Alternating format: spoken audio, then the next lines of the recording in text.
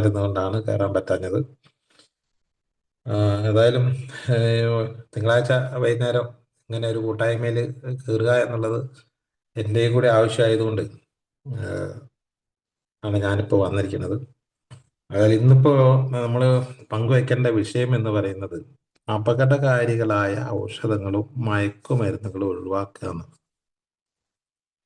ഈ ഒരു വിഷയത്തെക്കുറിച്ച് ചർച്ച ചെയ്യുമ്പോൾ ഈ ആസക്തി എന്താന്നുള്ളതിനെ കുറിച്ചൊരു ചെറിയ ധാരണ ഉണ്ടെങ്കിൽ നല്ലത് തോന്നുന്നു. ചില ആൾക്കാർക്കൊന്നും എന്താണ് ഈ ആസക്തി എന്ന് അറിയില്ല.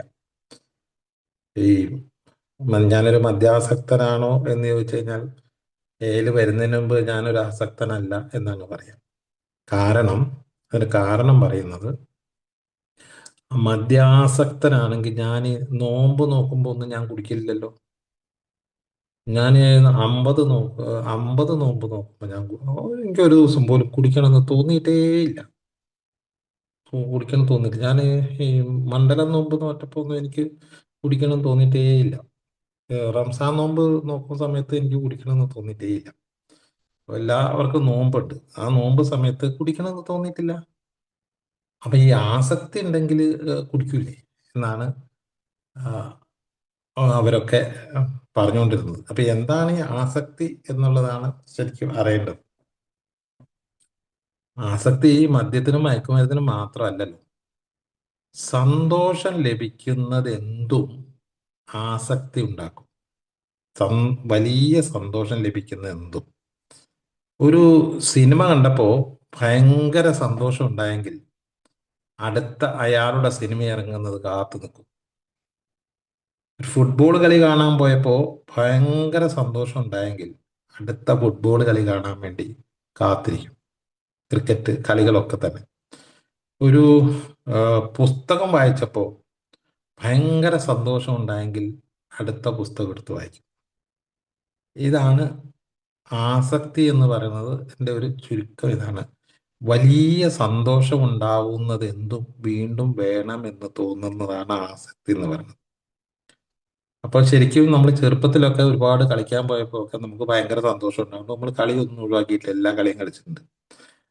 പക്ഷെ അങ്ങനെ ഉണ്ടാവുന്ന സന്തോഷം വരുന്നത് ഈ ഡോപ്പാമിൻ എന്ന് പറയുന്ന ഹോർമോൺ, ഈ സന്തോഷം ഉണ്ടാക്കുന്ന ഹോർമോണാണല്ലോ ഡോപ്പാമിൻ, എൻഡോർഫിൻ, സെറാട്ടോണിൻ, ഓക്സിറ്റോസിൻ. ഇങ്ങനെ 4 ഹോർമോണാണ് സന്തോഷത്തിന്റെ ഹോർമോൺ എന്ന് പറയുന്നത്.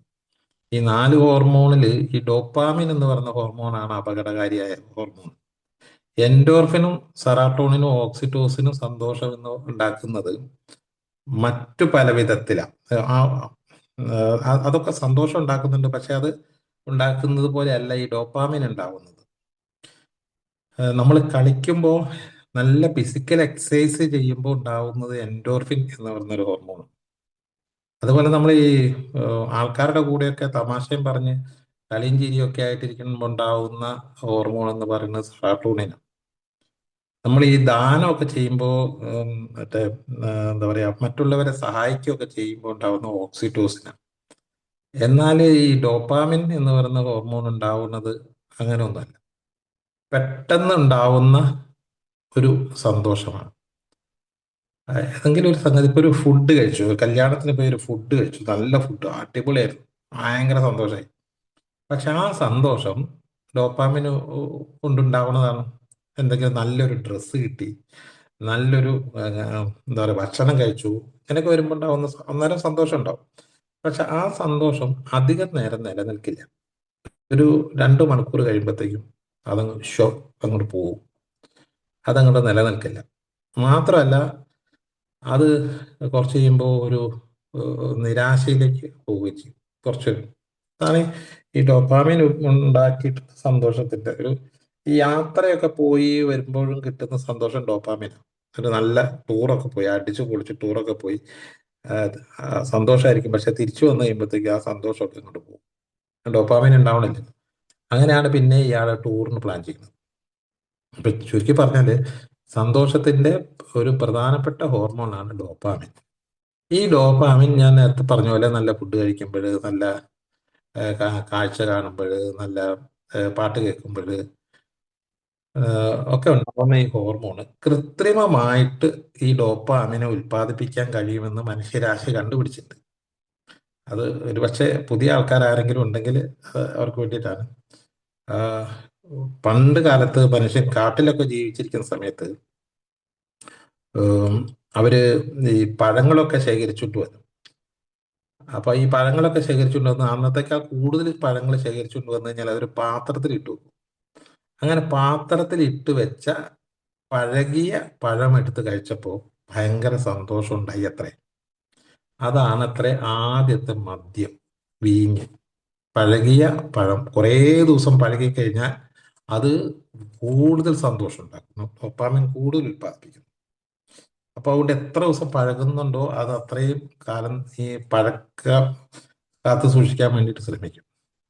അങ്ങനെ അങ്ങനെ വന്നിട്ടാണ് ഈ സാധനം പിന്നെ മാറ്റാൻ തുടങ്ങിയതും.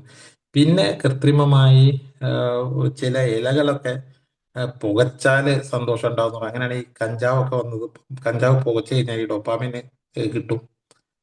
അതേപോലെ പിന്നീട് അതിങ്ങനെ വളർന്നു വന്ന് ഈ ചില ഗുളികകൾ കഴിച്ചാൽ ഇതേപോലെ സാധനം കിട്ടും. അതേപോലെ പിന്നീടാണ് ഈ ഇപ്പൊ ലേറ്റസ്റ്റ് വന്നിട്ടുള്ള ഈ മയക്കുമരുന്നുകളൊക്കെ തന്നെ ഈ MDMA പോലുള്ള മയക്കുമരുന്നുകളൊക്കെ തന്നെ ഓൺ ദി സ്പോട്ടിൽ ഈ മയക്കുമരുന്ന് ചെല്ലുമ്പോൾ തന്നെ ഈ ഡൊപ്പാമിന്റെ ഉൽപാദനം ഏഹ്, 500 ഇരട്ടിയാണെന്ന് പറഞ്ഞത്. 10 മദ്യപാനം കൊണ്ട് മദ്യപിക്കുമ്പോൾ ഉണ്ടാവുന്ന ഡോപ്പാമിൻ എങ്കിൽ 500 ആണ് ഈ MDMA ഡോപ്പാമിൻ എന്ന് പറയും. അപ്പൊ അത്ര ഹൈലി ഡോപ്പാമിൻ ഉൽപ്പാദിപ്പിക്കുന്ന സാധനമാണ് അതൊക്കെ. അപ്പൊ മദ്യവും ഡോപ്പാമിൻ ഉൽപ്പാദിപ്പിക്കുക ചെയ്യുക. അപ്പൊ ഈ കൃത്രിമമായി ഈ ഡോപ്പാമിൻ ഉൽപ്പാദിപ്പിച്ച് കഴിഞ്ഞപ്പോൾ എന്ത് സംഭവിച്ചു എന്ന് ചോദിച്ചു കഴിഞ്ഞാൽ നമ്മുടെ തലച്ചോറിൽ ഈ ഡോപ്പാമിൻ ഉൽപ്പാദിപ്പിക്കുന്ന പ്രക്രിയയിൽ അയവ് വന്നു തുടങ്ങി. അതായത് 2 പെഗ് ഉപയോഗിച്ചപ്പോ കുടിച്ചപ്പോ നല്ല കിക്കായിരുന്ന നമ്മള് ഒരു 3 പെഗ് കുറച്ച് കഴിഞ്ഞപ്പോ 3 പെഗ് ആക്കി. കാരണം ഡോപ്പാമിന്റെ ഉൽപാദനം പഴയ അത്രേ ആവുന്നില്ല, സന്തോഷം കിട്ടുന്നില്ല. അപ്പൊ മൂന്നാക്കി കഴിഞ്ഞ് കുറച്ച് ദിവസം കഴിഞ്ഞപ്പോൾ ആ 3 കൊണ്ടും ഈ ഡോപ്പാമിന്റെ ഉൽപാദനം നടക്കുന്നില്ല, കാരണം ഉൽപാദനം കുറഞ്ഞു. അപ്പോഴത് നമ്മൾ പല കാരണം പറഞ്ഞു. ബ്രാൻഡ് മോശമാണ്, അതിനിപ്പോ ക്വാളിറ്റി ഇല്ല, അത് മറ്റേ എന്താ ഇത് കുറവാണ്, സ്ട്രോങ് കുറവാണ് എന്നൊക്കെ പറഞ്ഞു. യഥാർത്ഥത്തിൽ നഷ്ടപ്പെട്ടു പോയത് നമ്മുടെ തലച്ചോറിന്റെ അവസ്ഥയാണെന്നുള്ളത് മനസ്സിലാക്കാതെ ബ്രാൻഡിനെയൊക്കെ കുറ്റം പറഞ്ഞു. അങ്ങനെ പിന്നെ 3 എന്നുള്ളത് 4ആയി, 4 5ആയി. ഈ ഡോപ്പാമിന്റെ ഉൽപാദനം കുറയുന്നതിനനുസരിച്ച് ഈ സാധനത്തിന്റെ അളവ് കൂട്ടിക്കൊണ്ട് വരിക ചെയ്തത്. അപ്പോഴൊക്കെ ഈ ഒരു ഡോപ്പാമിൻ ഉൽപ്പാദിപ്പിക്കുന്ന പ്രക്രിയ തലച്ചോറിൽ ഈ മദ്യത്തിന്റെ സഹായത്തോടെയുള്ള പരിപാടി അത് അവസാനിപ്പിച്ച ഒരു ഘട്ടത്തിൽ ഈ മദ്യം ചെന്ന് കഴിഞ്ഞാൽ ഡോപ്പാമിൻ ഉണ്ടാവാത്തൊരവസ്ഥ വന്നു. അപ്പോഴെന്ത് സംഭവിച്ചത്, നമ്മുടെ തലച്ചോറിലെ നാഡീ ഞരമ്പുകൾ കംപ്ലീറ്റ് ഇത് എഫക്റ്റ് ചെയ്തപ്പോൾ നമ്മൾ ബോധം നശിക്കാൻ തുടങ്ങി. അങ്ങനെയാണ് ആടാൻ തുടങ്ങുകയും അതുപോലെ കണ്ണ് കാണാതാവുകയും വണ്ടി ഓടിക്കുമ്പോൾ മറിയുകയൊക്കെ ചെയ്യുന്നത്. നമ്മൾ ഈ പറഞ്ഞ ബോധരഹിതനായിട്ട് പോകുന്നുണ്ട്. എന്നിട്ടും ഈ ഡോപ്പാമിൻ ഉത്പാദിപ്പിക്കുന്നില്ല. നമ്മൾ പിന്നെ ഇത് കുടിക്കാൻ കാരണം എന്താന്ന് വെച്ചാൽ ഇത് കുടിച്ചാൽ ഈ ഡോപ്പാമിൻ ഉണ്ടാകും, സന്തോഷം കിട്ടുമെന്നുള്ള വിവരം വളരെ കുറേ വർഷങ്ങൾ കൊണ്ട് നമ്മുടെ അനുഭവമാണ്. അതുകൊണ്ട് ഇതെന്താ കിട്ടാത്തതിന്റെ കാരണം പലതും പരീക്ഷിച്ച് ആണ് ഈ വെറും വയറ്റിൽ കഴിച്ചു നോക്കി, പുലർച്ചെ രാവിലെ എഴുന്നേറ്റ് കഴിച്ചു നോക്കി, ഭക്ഷണത്തിന് മുമ്പ് കഴിച്ചു നോക്കി ആദ്യം, പിന്നെ വെറും വയറ്റിൽ കഴിച്ചു നോക്കി, മിക്സ് ചെയ്ത് കഴിച്ചു നോക്കി, വെള്ളം കുറച്ച് കഴിച്ചു നോക്കി. ഇത് ഇങ്ങനെ എല്ലാ പരീക്ഷണവും നടത്തി നോക്കിയിട്ടും ഈ സന്തോഷം കിട്ടുന്നില്ല. അപ്പൊ സന്തോഷമാണ് ഈ മദ്യത്തിന്റെ ഏറ്റവും വലിയ ഒരു സംഗതി. സന്തോഷം കിട്ടാൻ വേണ്ടിയാണ് ഈ സാധനം ചെയ്തിരിക്കുന്നത്. കാരണം ഇത് കഴിച്ചാൽ കിട്ടുമല്ലോ, എന്താ കിട്ടാത്തതെന്ന് മനസ്സിലാവുന്നില്ല. അങ്ങനെയാണ് നമ്മൾ ഈ മദ്യത്തിന് ഈ അഡിക്റ്റായി ആസക്തനായി പോവാൻ കാരണം ഈ സന്തോഷം തേടിയുള്ള യാത്രയാണ്. അങ്ങനെ അത് ഇത്രയും ഞാൻ പറയാൻ കാരണം എന്താ വെച്ചാല് ഈ സന്തോഷം നൽകുന്ന സാധനങ്ങളിൽ ഒരു സാധനം മാത്രമാണ് ഈ മദ്യം. നോർമലി നമുക്ക് ഈ സന്തോഷം കിട്ടുന്ന ഒരുപാട് സംഗതികൾ ഉണ്ടായിരുന്നു. നോർമലി അതായത് ഈ മറ്റ് ഔട്ട്സൈഡ് സബ്സ്റ്റൻസ് അല്ലാതെ തന്നെ സന്തോഷം കിട്ടുന്ന കാര്യങ്ങളുണ്ട്. ഈ പറഞ്ഞ പോലെ പുസ്തക വായന, കൂടിച്ചേരല്, തമാശ പറയല്, യാത്ര പോവല്, കളികള് എന്ന് വേണ്ട, TV കാണല്, എഴുത്ത്, അങ്ങനെ സന്തോഷം കിട്ടുന്ന പല നോർമലി സംഗതിയിൽ നിന്നൊക്കെ നമ്മൾ വിട്ടിട്ട് കൃത്രിമമായി സന്തോഷം കിട്ടുന്നതിലേക്ക് നമ്മൾ മാറിപ്പോയി. അത് ഈ മറ്റേ രാസവളം ഇട്ടിട്ട് ഭൂമിയിൽ കൃഷി ചെയ്ത പോലെ, പിന്നെ രാസവളം ഇട്ടാലും വിളവുണ്ടാവാത്തൊരവസ്ഥയിലേക്ക് വന്ന പോലെ നമ്മുടെ തലച്ചോറ് ഈ സാധനം കൊണ്ട് ഡോപ്പാമിൻ ഉത്പാദിപ്പിക്കുന്ന പ്രക്രിയ നിന്നുപോയി. അപ്പൊ അതേ സ്ഥലത്ത് തന്നെ ഇതേ ഡോപ്പാമിൻ ഉണ്ടാക്കാൻ വേണ്ടി മദ്യമല്ലാതെ വേറെ പല സാധനങ്ങൾക്കും സാധിക്കും കൃത്രിമമായിട്ട്. പക്ഷെ ആ ഏത് കൃത്രിമമായിട്ട് ഉള്ള സാധനം കൊണ്ട് ഡോപ്പാമിൻ ഉൽപ്പാദിപ്പിച്ചാലും അത് കുറച്ച് ദിവസങ്ങൾക്ക് ശേഷം ആ വസ്തു കൊണ്ട് ഡോപ്പാമിനുള്ള ഉത്പാദനം നിന്നുപോകും. കുറച്ച് ദിവസങ്ങൾ, വളരെ കുറഞ്ഞ ദിവസങ്ങൾ, പിന്നെ ആ ഡോപ്പാമിൻ ഉണ്ടാവുന്നില്ല. അപ്പോഴും നമ്മൾ ഇത് വീണ്ടും വീണ്ടും വീണ്ടും ഉപയോഗിക്കും. കാരണം ഇത് കിട്ടുമല്ലോ. ഇത് കിട്ടുന്നത് ആരും പറഞ്ഞു തന്നിട്ടൊന്നുമില്ല, എൻ്റെ അനുഭവമാണല്ലോ. അപ്പം നമ്മളത് അളവ് കൂട്ടുകയും ആം, അതിന്റെ പീരീഡ് കുറയ്ക്കുകയും ചെയ്യും, കാലാവധി കുറയ്ക്കുകയും ചെയ്യും. അങ്ങനെയാണ് ഉണ്ടാവുന്ന ഒരു അവസ്ഥയ്ക്കാണ് നമ്മൾ ഈ അഡിക്ഷൻ എന്ന് പറയുന്നത്. ഈ സന്തോഷം തേടിയുള്ള യാത്രയാണ്. അപ്പൊ മദ്യപാനത്തിൽ നിന്ന് വിട്ടു നിന്ന് കഴിഞ്ഞ് കഴിഞ്ഞാൽ ചെയ്യേണ്ട ഒരു പണി എന്ന് വെച്ച് കഴിഞ്ഞാൽ മറ്റൊരു സബ്സ്റ്റൻസും മറ്റൊരു സാധനവും ഈ സന്തോഷം കിട്ടാൻ വേണ്ടിയിട്ട് ഉപയോഗിക്കാതെ നമ്മളുടെ ജീവിതത്തിൽ അതായത് നോർമലി സന്തോഷം കിട്ടുന്ന പ്രവർത്തികളിലേക്ക് തിരിയുക എന്നുള്ളതാണ് ഇതിന്റെ ഏറ്റവും വലിയ ഒരു ശ്രദ്ധിക്കേണ്ട ഒരു കാര്യം എന്നുള്ളത്. അതുകൊണ്ടാണ് ഈ കൂട്ടായ്മകളൊക്കെ ശക്തമായി നിൽക്കുമ്പോൾ, നല്ല സൗഹൃദം വന്നു കഴിയുമ്പോൾ ഓട്ടോമാറ്റിക്കായിട്ട് സന്തോഷം ഉണ്ടാവും. പിന്നെ വീട്ടുകാരുമായിട്ടുള്ള നല്ല ബന്ധമുണ്ടെങ്കിൽ സന്തോഷം ഉണ്ടാവും, വീട്ടിൽ ചെല്ലുമ്പോൾ ഒരു സന്തോഷം. പിന്നെ ജോലിയൊക്കെ നന്നായി ചെയ്യുമ്പോൾ അതൊക്കെ ആസ്വദിച്ച് ചെയ്യുക, അപ്പോൾ ഒരു സന്തോഷം ഉണ്ടാവുന്നു. അതുപോലെ സിനിമ കാണുക, അതുപോലെ നടക്കുക, എക്സസൈസ് ചെയ്യുക, ആർക്കെങ്കിലുമൊക്കെ സഹായിക്കുക. അത് 12-ാം പടി പറയുന്നത് അത് തന്നെയാണ്. ആർക്കെങ്കിലും ഒരു മദ്യാസക്തനെ പോയി സഹായിക്കുമ്പോൾ ഉണ്ടാവുന്ന ഒരു സന്തോഷം, അതാണ് നാച്ചുറലി ഉണ്ടാവുന്ന ഡോപ്പാമിൻ എന്ന് പറയുന്നത്. അപ്പൊ അങ്ങനെ ഉണ്ടാക്കുന്ന സന്തോഷമല്ലാതെ കൃത്രിമമായി ഉണ്ടാക്കുന്ന ഈ സന്തോഷത്തിന്റെ ഏത് എപ്പിസോഡും ഏത് സംഗതിയും അപകടകാരിയാണ്. അതാണ് ഈ ഒരു ഇതിൻ്റെ അകത്ത് പറയാനുള്ളത്. ഞാൻ ആമുഖമായിട്ട് പറഞ്ഞെന്നുള്ളൂ, ഒന്ന് വായിച്ചു നോക്കാം. അത് തന്നെയുള്ളത്. മാനസികാവസ്ഥയിൽ മാറ്റങ്ങൾ വരുത്താനും വികാരങ്ങളിൽ വ്യത്യസ്തത സൃഷ്ടിക്കാനും മനുഷ്യരാശി വിവിധ രാസവസ്തുക്കൾ ഉപയോഗിച്ചിരുന്നു. ഒരുപക്ഷെ ഈതൈൽ ആൽക്കഹോൾ ആയിരിക്കാം അത്തരം രാസവസ്തുക്കളിൽ ആദ്യത്തേത്. അതാ ഞാൻ പറഞ്ഞ ഈതൈൽ ആൽക്കഹോൾ, പഴങ്ങള് ഇട്ട് പഴകിയ പഴങ്ങൾ, മേൽപ്പറഞ്ഞ തരത്തിലുള്ള ആവശ്യത്തിന് ഏറ്റവും അധികം സ്വീകാര്യമായ മയക്കുമരുന്നും അതായിരുന്നു, സന്തോഷം ഉണ്ടാക്കുന്നതിനുള്ള സംഗതി മദ്യമായിരുന്നു.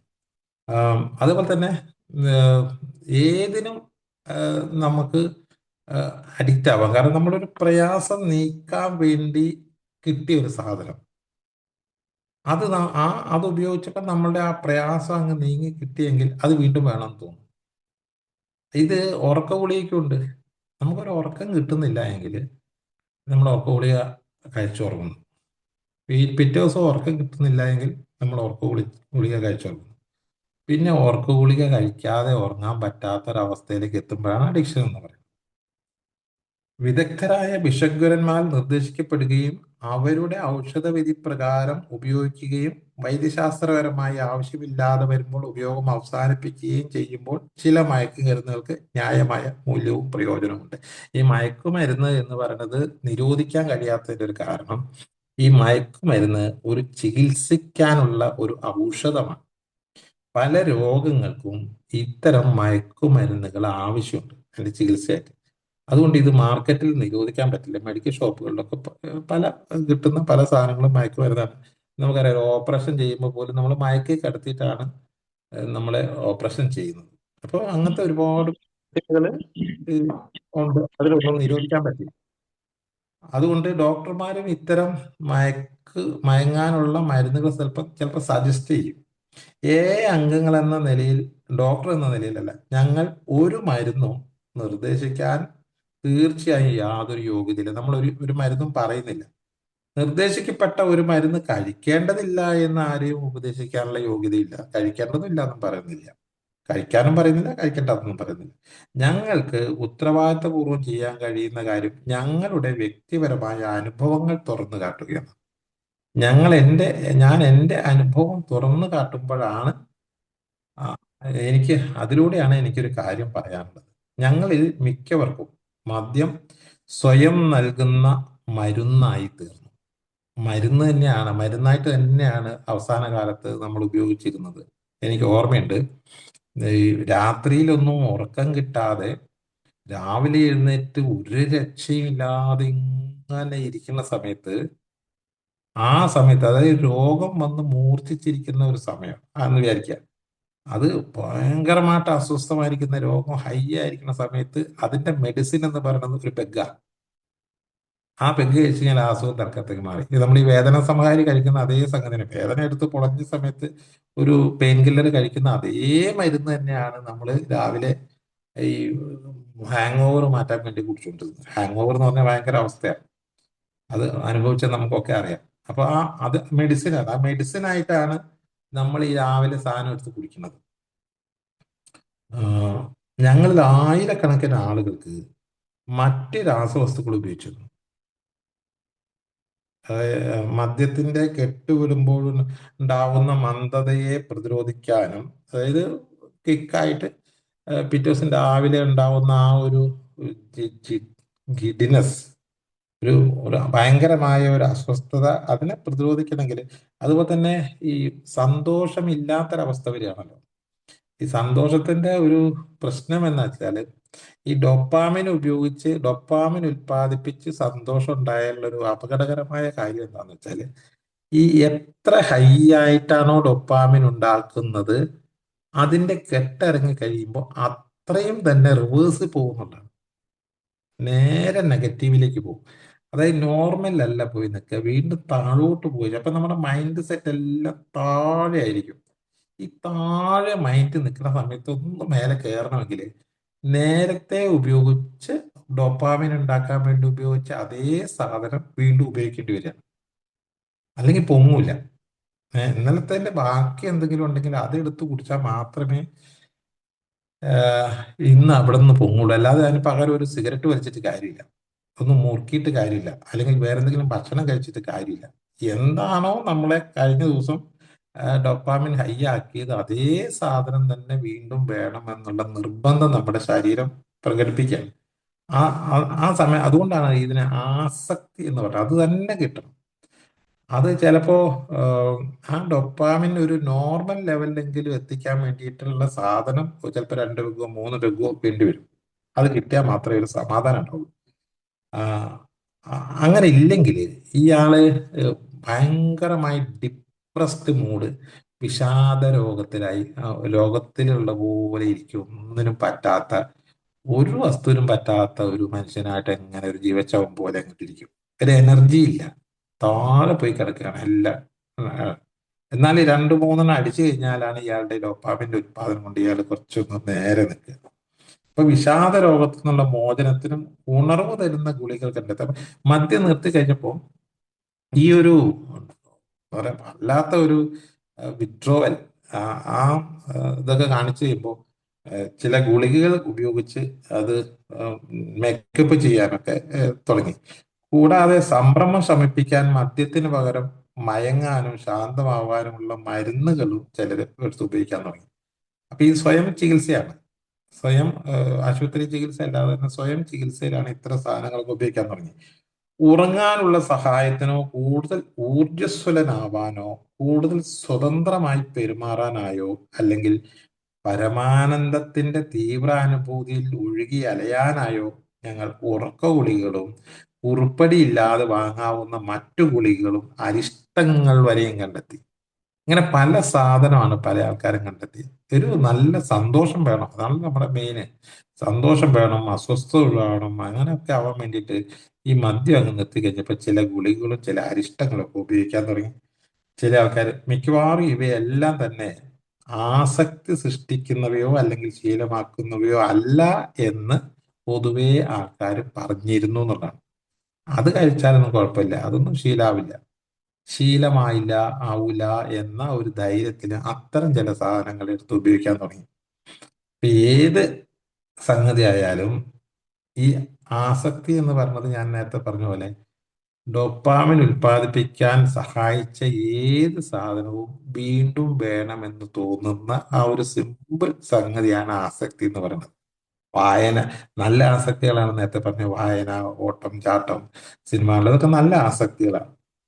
എന്നാൽ മോശം ആസക്തി എന്ന് പറഞ്ഞാൽ കൃത്രിമമായിട്ട് സന്തോഷം ഉണ്ടാക്കുന്ന വസ്തുക്കൾ ഉപയോഗിച്ചുണ്ടാക്കുന്ന ആ ആ, സന്തോഷം, അത് തന്നെ വീണ്ടും വേണമെന്ന് പറയുമ്പോൾ ഉണ്ടാകുന്നതാണ് നമുക്ക് അപകടകരമായിട്ടുള്ളത്. അതിലൊന്നാണ്, ഏറ്റവും പ്രധാനപ്പെട്ടതാണ് മദ്യം. ഞങ്ങൾ നന്നായി മദ്യപിക്കുന്ന വ്യക്തികളിൽ ഇത്തരം ബോധത്തെ, മനസ്സിനെ ബാധിക്കുന്ന വസ്തുക്കൾക്ക് വേണ്ടിയുള്ള ഉത്കടമായ ആഗ്രഹം ഒരാവശ്യകത പോലെ ഏറ്റവും അഗാധമായി വേരോടി നിൽക്കാം. ആവശ്യബോധം പോലെ, ആവശ്യകത പോലെ. ഇപ്പൊ എന്താണ് ആവശ്യകത എന്നത് ഞാൻ നേരത്തെ പറഞ്ഞു. നമ്മളുടെ ഈ ഡോപ്പാമിൻ ഉത്പാദനം ഹൈ ആയി കഴിഞ്ഞ് കഴിഞ്ഞാൽ അത് നേരെ റിവേഴ്സ് പോയി ഒന്നിനും പറ്റാതെ ഇരിക്കുന്ന സമയത്ത് അവിടെ നേരെ നിൽക്കണമെങ്കിൽ സാധനം വേണം. അപ്പോഴാണ് ആവശ്യം നിർബന്ധമായിട്ട് വരുന്നത്. ഈ സമയത്താണ് പല ആൾക്കാരും ഈ അക്രമാസക്തരാകുന്നത്. അത് കിട്ടുന്നില്ല, അല്ലെങ്കിൽ കിട്ടൂല, അല്ലെങ്കിൽ അതിന് പോകാൻ വേണ്ടി നിൽക്കുമ്പോൾ തടയുക എന്നുള്ള സംഗതിയൊക്കെ വരുമ്പോൾ അതിനുള്ള പൈസ ചോദിച്ചിട്ട് കിട്ടാതെ വരിക. ഈ സമയത്താണ് അക്രമങ്ങൾ ഉണ്ടാകുന്നത്. ഈ ലോ ആയിരിക്കുന്ന സമയത്ത്, പലപ്പോഴും ഹൈ ആയിരിക്കുന്ന സമയത്താണെന്നാണ് നമ്മൾ വിചാരിക്കുക. മദ്യപിച്ച് അല്ലെങ്കിൽ മയക്കുമരുന്ന് ഉപയോഗിച്ച് അതിന്റെ തീവ്രതയിൽ നിൽക്കുമ്പോഴാണ് ഉണ്ടാവുന്നത് എന്നാണ് പറയുന്നെങ്കിൽ പോലും നല്ല അപകടകരമായ ഏഹ്, ആക്രമണങ്ങളൊക്കെ നടന്നിട്ടുള്ളത് മദ്യപിച്ചിട്ടല്ല, അല്ലെങ്കിൽ മയക്കുമരുന്ന് ഉപയോഗിച്ചിട്ടല്ല, മറിച്ച് അതിന്റെ വിഡ്രോവൽ വരുന്ന സമയത്ത് അതിന് തടസ്സം നിൽക്കുമ്പോഴാണ്. ആ, കാരണം ഒരു രക്ഷയില്ല, വേറെ ഒന്നും ചിന്തിക്കാൻ പറ്റാത്തൊരവസ്ഥയാണ്. സാങ്കേതികമായും ഔഷധശാസ്ത്രപരമായും ഒരു മയക്കുമരുന്ന് ശാരീരികമായ ആസക്തി സൃഷ്ടിക്കുന്നതല്ലെങ്കിലും ഞങ്ങൾ വീണ്ടും വീണ്ടും കണ്ടുവരുന്നത് വളരെ വേഗത്തിൽ ഞങ്ങൾ അതിൻ്റെ ഉപയോഗം ഒരു ശീലമാക്കി മാറ്റുന്നതും ആ മരുന്നിൽ ആശ്രയത്വമുള്ളവരായിത്തീരുന്നതുമാണ്. ഈ ആശ്രയത്വം ഉണ്ടാവാൻ കാരണമാണ് ഞാൻ നേരത്തെ പറഞ്ഞത്. ഇതുണ്ടെങ്കിലേ ഡോപ്പാമിൻ ഉണ്ടാവും. അതാണ് ആശ്രയത്വം. ആസക്തി സൃഷ്ടിക്കാനുള്ള പ്രവണത, ആസക്തി പ്രവണത ഞങ്ങളിലെ തന്നെ ഒരവസ്ഥയാണ്. നമ്മളുടെ ശരീരത്തിന്റെ ഒരു പ്രത്യേകതയാണ് ഈ ആസക്തി എന്ന് പറയുന്നത്. കാരണം ശരീരത്തില്, തലച്ചോറില് ഈ പറഞ്ഞ സന്തോഷിക്കാനുള്ള സ- സന്തോഷം കൊണ്ടാണല്ലോ നമുക്ക് ഉത്സാഹം ഉണ്ടാവുന്നത്. ഈ ഉത്സാഹം ഉണ്ടാകുമ്പോഴാണല്ലോ നമ്മൾ എഴുന്നേറ്റ് നന്നായി നടക്കുന്നത്, ചിരിക്കുന്നതൊക്കെ. ഈ ഉത്സാഹം ഇല്ലെങ്കിലോ ഒന്നിനും പറ്റാത്ത ഒരു പരുവത്തിൽ കിടക്കുന്ന ഒരാളായി മാറും. അപ്പൊ അതുകൊണ്ട് നമുക്ക് ഈ ഉത്സാഹം കിട്ടാൻ എന്താണ് മാർഗം എന്ന് നോക്കിക്കഴിഞ്ഞാൽ എളുപ്പത്തിൽ കിട്ടാവുന്ന മാർഗം ആയിട്ടാണ് നമ്മൾ ഇത്തരം കണ്ടിട്ടുള്ളത്. നമ്മൾ കുറച്ച് ഓടുകയോ ചാടുകയോ ഇപ്പൊ ഈ പണിയൊക്കെ എടുക്കുന്ന ആൾക്കാർ, കൃഷിപ്പണിയൊക്കെ എടുക്കുന്ന ആൾക്കാർ, അല്ലെങ്കിൽ എന്തെങ്കിലും ജോലി ചെയ്യുന്ന ആൾക്കാർക്ക് ഒക്കെ ഓട്ടോമാറ്റിക് ആയിട്ട് അതിൻ്റെ അകത്ത് സന്തോഷം ഉണ്ടാവും. ചെയ്യുന്ന ജോലിയെ ആനന്ദിച്ച് ചെയ്യുന്ന ആൾക്കാർക്ക് ആ ജോലിയിൽ സന്തോഷം ഉണ്ടാവും. അപ്പോൾ ഈ പറഞ്ഞ ഏഹ്, നമുക്ക് ഈ മദ്യം കൊണ്ടാണ് സന്തോഷം ഉണ്ടാക്കുന്ന ആൾക്ക് ഈ ജോലി ചെയ്യുമ്പോഴും സന്തോഷം ഉണ്ടാവില്ല, എവിടെയെങ്കിലും യാത്ര പോകുമ്പോഴും സന്തോഷം ഉണ്ടാവില്ല, ഒന്നും ഉണ്ടാവില്ല. യാത്ര പോകുമ്പോൾ പോലും സന്തോഷം ഉണ്ടാവണമെങ്കിൽ ഈ കൃത്രിമമായ സാധനം കയറ്റണം. ശരിക്കും യാത്ര സന്തോഷം ഉണ്ടാക്കാൻ വേണ്ടി പോകുന്നതാ എന്നിരുന്നാൽ പോലും മദ്യപാനി ഈ യാത്ര പുറപ്പെടുമ്പോൾ തന്നെ കുപ്പി കയ്യിൽ കരുതും. എന്നിട്ട് ഈ കുപ്പിയിലാണ് സന്തോഷം, യാത്രയിലല്ല. ബാക്കിയുള്ളവരൊക്കെ യാത്രയിൽ സന്തോഷിക്കുമ്പോൾ മദ്യപാനി കുപ്പിയിൽ സന്തോഷിക്കും. അതാണ് വ്യത്യാസം. ആ, അതുകൊണ്ടാണ് ഭയങ്കര ആശ്രയത്വമുള്ളവരാണ്. അത് നമ്മുടെ ശരീരത്തിലെ തന്നെ ഒരു അവസ്ഥയാണ്, അല്ലാതെ മരുന്നിന്റെ ഗുണമല്ല. ഞങ്ങളിൽ ചിലർ വിശ്വസിക്കുന്നത് ഞങ്ങൾ ആസക്തിയുള്ളവരായി പരിണമിച്ചിരിക്കുന്നു എന്നാണ്. ആസക്തിയുള്ളവരായി പരിണമിച്ചിരിക്കുന്നു അല്ല. ഞങ്ങളുടെ അനുഭവങ്ങൾ ആ ധാരണയെ അതിശക്തമായി പിന്തുണയ്ക്കുന്നു. നമ്മുടെ ശരീരം ആ ഒരു ടൈപ്പിലേക്ക് മാറിയിരിക്കണം. കാരണം ഈ സന്തോഷം ആരാണ് സന്തോഷം ആഗ്രഹിക്കാത്തത്? അപ്പൊ സന്തോഷം വേണമല്ലോ. സന്തോഷം കിട്ടാനുള്ള ഏക മാർഗം അതാ. വേറെ ഒരു സാധനവും ഇപ്പൊ കൊണ്ട് സന്തോഷം ഉണ്ടാവുന്നില്ല. അപ്പൊ പിന്നെ സന്തോഷിക്കണമെങ്കിൽ എന്താണോ നേരത്തെ സന്തോഷിച്ചത് അത് തന്നെ തെരഞ്ഞു പിടിച്ച് പോകുന്നതിനെയാണ് ആസക്തി എന്ന് പറയുന്നത്. ഈ നോമ്പ് കാലത്ത് ഇയാള് കുടിക്കാതിരിക്കുന്നത് എന്തുകൊണ്ടാണെന്ന് ചോദിച്ചാൽ, ഈ നോമ്പ് കാലത്ത് ഏഹ്, ഇയാൾക്ക് സന്തോഷിക്കാൻ പെട്ടെന്ന് ഇയാളുടെ മൈൻഡ് അങ്ങ് ചേഞ്ച് ചെയ്യുക. നോമ്പാണ്, ഞാൻ കുടിക്കാൻ പാടില്ല എന്നുള്ള സംഗതിയൊക്കെ മനസ്സിൽ ഇങ്ങനെ ചിന്ത വരുമ്പോൾ ഓട്ടോമാറ്റിക് ആയിട്ട് ഇയാൾ മറ്റ് കാര്യങ്ങളിലേക്കൊക്കെ വ്യാപൃതം. കാരണം എനിക്ക് കുടിക്കാൻ പറ്റില്ലല്ലോ. വ്യാപൃതനാകുമ്പോൾ ഇയാൾക്ക് അവിടെ ഇവിടെയൊക്കെ ചില സന്തോഷങ്ങളൊക്കെ, ചെറിയ ചെറിയ സന്തോഷങ്ങളൊക്കെ ഇയാൾക്ക് കിട്ടാൻ തുടങ്ങും.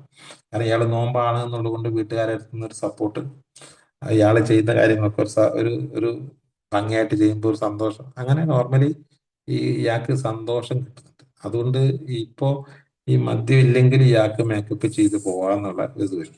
അങ്ങനെ അയാൾ നോമ്പൊക്കെ കഴിഞ്ഞ് കഴിയുമ്പോൾ ഈ സാധനം അടിച്ചു കഴിഞ്ഞാൽ പിന്നെ ഈ ഇയാള് ഈ നോർമലി സന്തോഷം ഉണ്ടാക്കുന്ന പരിപാടിയിലൊന്നും അയാൾ നിൽക്കില്ല.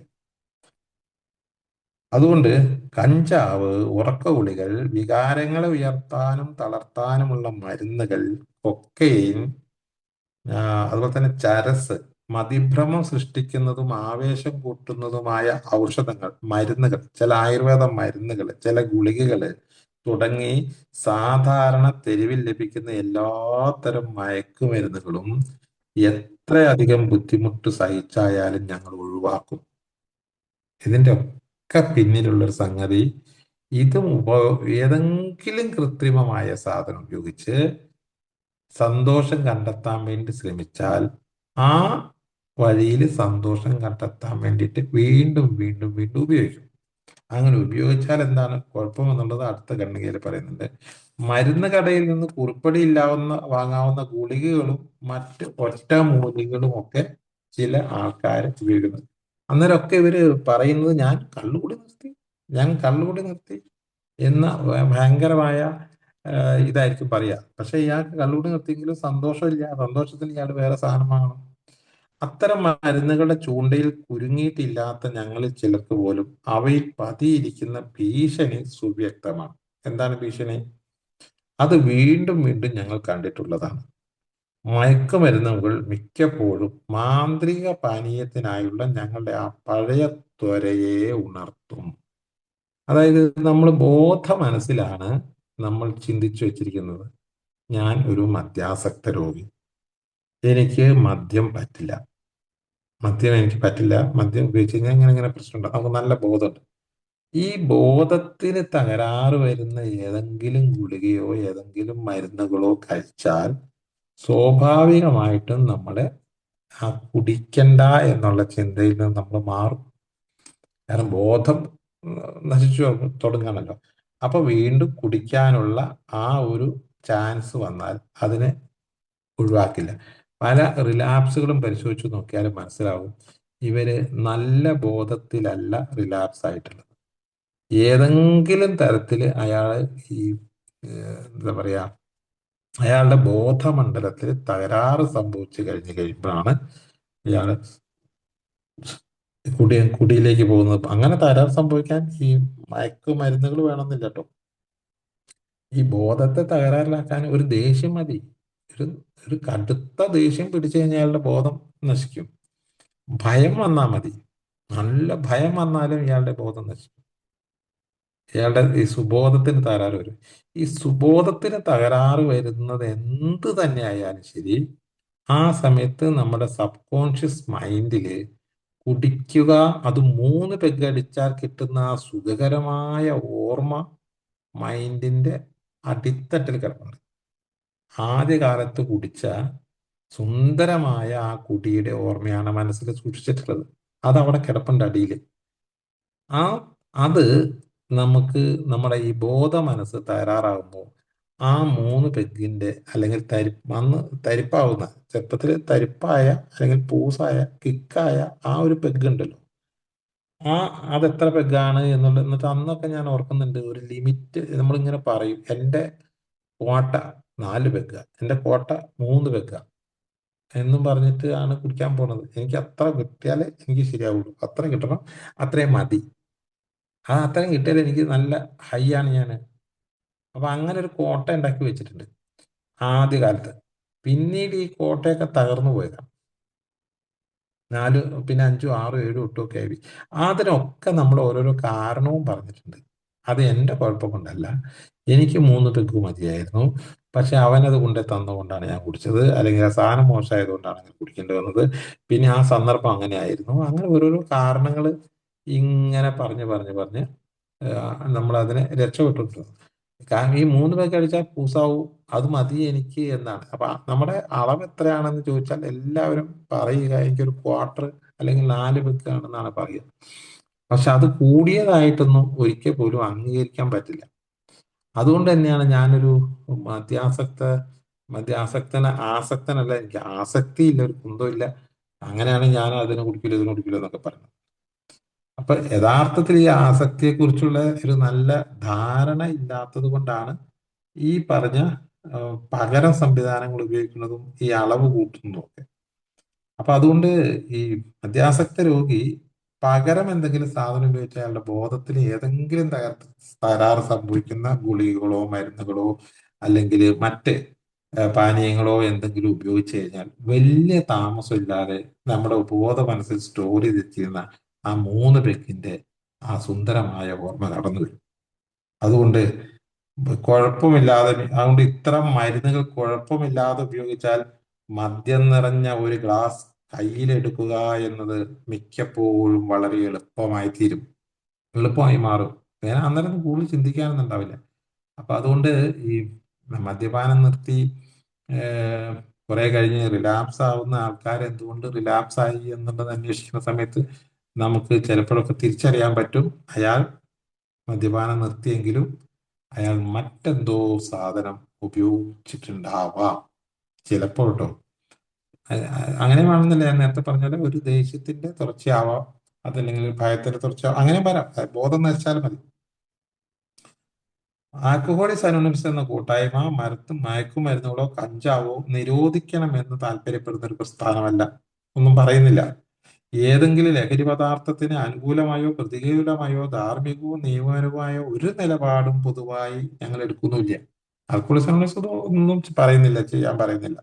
എന്നാൽ എയിലെ ഓരോ അംഗത്തിനും മറ്റേതൊരു പ്രായപൂർത്തിയായ വ്യക്തിയെയും പോലെ ഇത്തരം കാര്യങ്ങളിൽ സ്വന്തം അഭിപ്രായം നിലനിർത്താനും തനിക്ക് ശരിയെന്ന് തോന്നുന്ന കാര്യങ്ങൾ ചെയ്യാനുമുള്ള അവകാശമുണ്ട്. ആരോടും നിർബന്ധിക്കാൻ പോകുന്നില്ല, ആരെയും ശകാരിക്കുന്നുമില്ല, അങ്ങനെയുള്ളവരെ വരാൻ പാടുള്ളൂ എന്നൊന്നും പറയുന്നില്ല. അതൊക്കെ ഓരോരുത്തരുടെ തീരുമാനം. പക്ഷെ ആ തീരുമാനം എടുക്കുന്നതിന് മുമ്പ് ഇതിനെക്കുറിച്ചൊക്കെ ഒന്ന് മനസ്സിലാക്കി വെക്കുക എന്നുള്ളത് വളരെ പ്രധാനപ്പെട്ടതാണ്. കുറിച്ചും അല്ലെങ്കിൽ മദ്യാസക്ത രോഗത്തെക്കുറിച്ചും ഒക്കെ നന്നായി പഠിച്ചാല് മനസ്സിലായി കഴിഞ്ഞാല് നമുക്ക് ഈ സാധനം ഉപയോഗിച്ചാൽ വലിയ താമസം ഇല്ലാതെ മറ്റേതിലേക്ക് പോകും.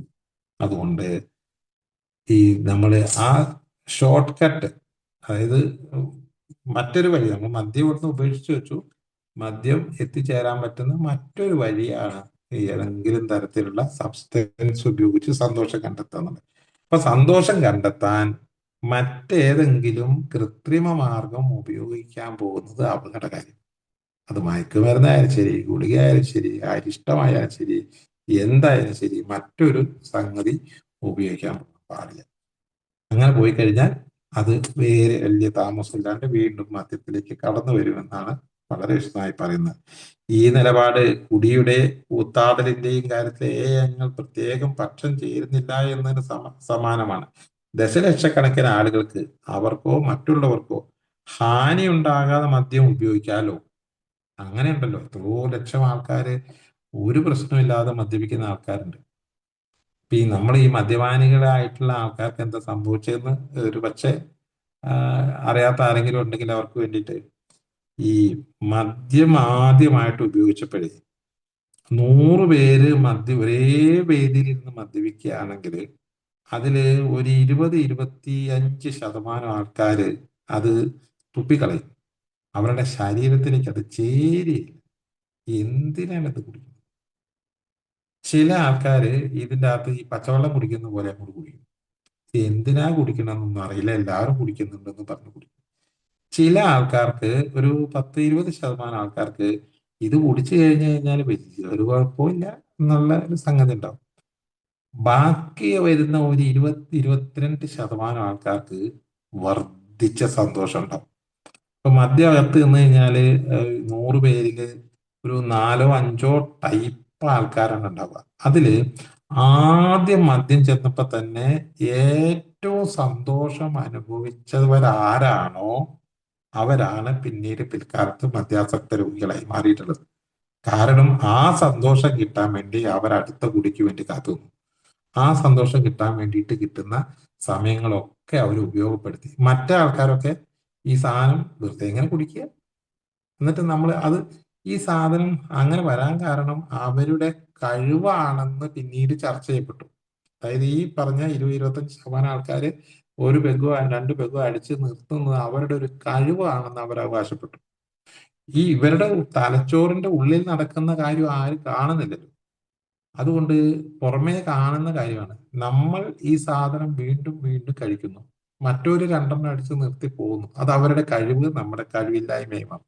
കഴിവും കഴിവില്ലായ്മ അല്ല, മറിച്ച് നമ്മളുടെ ശരീരത്തിന്റെ പ്രത്യേകത കാരണം ആ ഡോപ്പാമിൻ ഹൈ ഡോസിൽ ഉത്പാദിപ്പിച്ചതുകൊണ്ട് ആ സാധനം വീണ്ടും വീണ്ടും വേണമെന്ന ഒരു തോന്നൽ നമുക്കുണ്ടാക്കുന്ന ശരീരമായി പോയതുകൊണ്ടാണ്.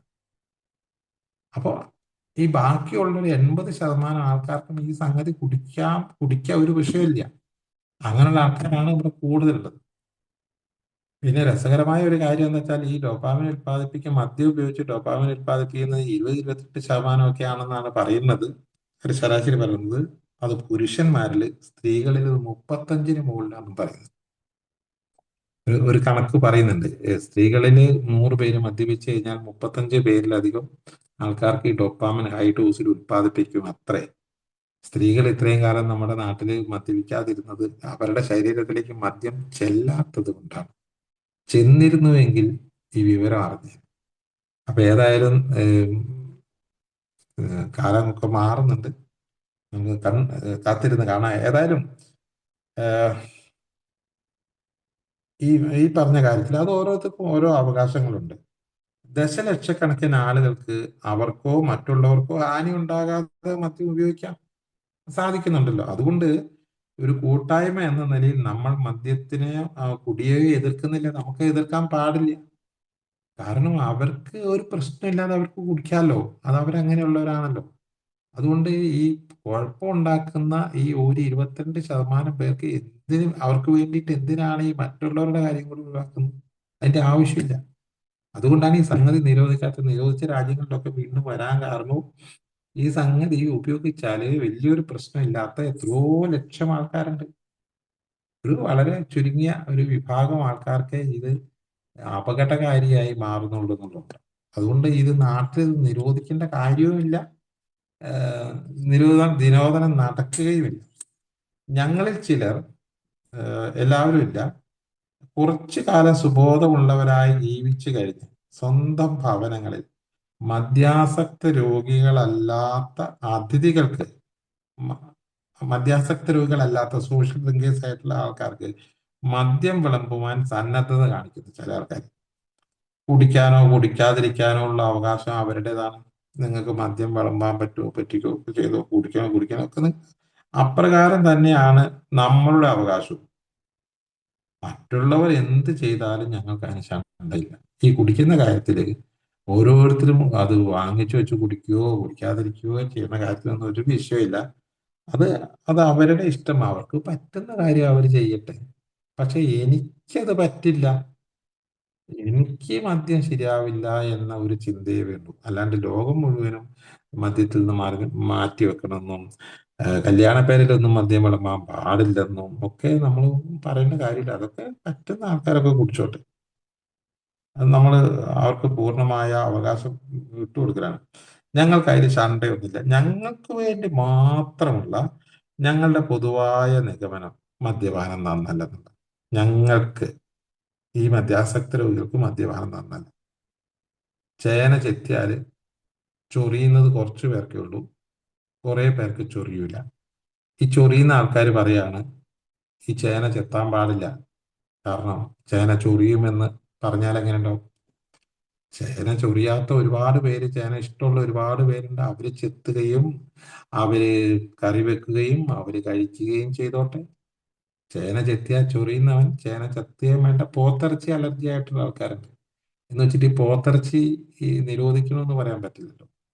പോത്തിറച്ചി അലർജി ആയിട്ടുള്ള ആൾക്കാർക്ക് ചെയ്യാൻ പറ്റുന്ന ഏറ്റവും നല്ല മാർഗം കല്യാണപ്പേരയിൽ പോത്തിറച്ചി വിളമ്പുമ്പോൾ എനിക്ക് പോത്തിറച്ചി വേണ്ടാന്ന് പറഞ്ഞാൽ മതി. അല്ലാതെ ഈ പോത്തിറച്ചി ഒരു കുഴപ്പമില്ലാതെ നന്നായി കഴിക്കുന്ന ആൾക്കാരോട് പോത്തിറച്ചി കഴിക്കണ്ടെന്ന് പറയാനുള്ള അവകാശം നമുക്കില്ല. അതുപോലെ തന്നെ മദ്യം കഴിച്ച് കുഴപ്പമില്ലാത്ത ആൾക്കാർ മദ്യപിച്ചോട്ടെ, അതിന് നമുക്ക് വിഷയമൊന്നുമില്ല. ആ കാര്യത്തിലൊന്നും ആൽക്കഹോളിസ്റ്റ് അനോണിമസ് ഇടപെടുന്നില്ല. നമ്മളെ സംബന്ധിച്ചിടത്തോളം ഈ സാധനം നല്ലതല്ല എന്നൊരു ചിന്തയെ വേണ്ടു. എനിക്ക് പോത്തിറച്ചി പറ്റില്ല, എനിക്ക് കക്ക ഇറച്ചിയും പറ്റില്ല, എനിക്ക് ഞണ്ട് പറ്റില്ല, ചിലർക്ക് പറയും എനിക്ക് ചെമ്മീൻ പറ്റില്ല, എനിക്ക് ചേന ചെത്താൻ പറ്റില്ല, ഞാൻ ചേരിന്റെ ചോട്ടിൽ കൂടെ പോയാൽ എനിക്ക് ചൊറിയും, എങ്കിൽ ഞാൻ ചേരി ചൊറിയാത്തവർ പോയി വെട്ടിക്കോട്ടെ. വെട്ടുന്ന ആൾക്കാരുണ്ട് ചേര്. എനിക്ക് ഭയങ്കരമായി പൊള്ളും എന്നുള്ളതുകൊണ്ട് ആരും ചേരിന്റെ ചോട്ടിൽ കൂടെ പോകാൻ പാടില്ല, ചേര് വെട്ടാൻ പോകാൻ പാടില്ല എന്ന് പറയാൻ പറ്റില്ല. ചേരി ചൊറിയാത്ത ആൾക്കാർ ചേരി പോയി വെട്ടിക്കോട്ടെ. അപ്പൊ അതുകൊണ്ട് അത് ഓരോരുത്തർക്കും അവരവരുടേതായ സ്വാതന്ത്ര്യവും അവകാശവും ഒക്കെ ഉണ്ട്. അതുകൊണ്ട് ഈ മൊത്തം മദ്യം നിരോധിക്കാനോ മയക്കുമരുന്ന് നിരോധിക്കാനോ ഒന്നും നമ്മൾ പോണില്ല. നമ്മൾ ചെയ്യുന്നത് ഈ സംഗതി എനിക്ക് പറ്റില്ല എന്നുള്ളതിന്റെ പേരിൽ ഞാൻ അതിനകത്ത് നിന്ന് മാറി നിൽക്കുന്നു. ഒരു ചെറിയ ഭാഗം ബോധവാന്മാരായ മദ്യപർക്ക് അവരുടെ ശരീരം ഔഷധങ്ങളോട് പ്രതികരിക്കുന്ന രീതി മാറിയതായി കാണപ്പെടുന്നു. മാറിയതായി കാണപ്പെടുന്നു. എങ്ങനെ? ആഹ് അതിന്റെ ഫലമായി വേദന സംഹാരികൾ സാധാരണ അളവിൽ അവർക്ക് പ്രയോജനം നൽകുന്നില്ല.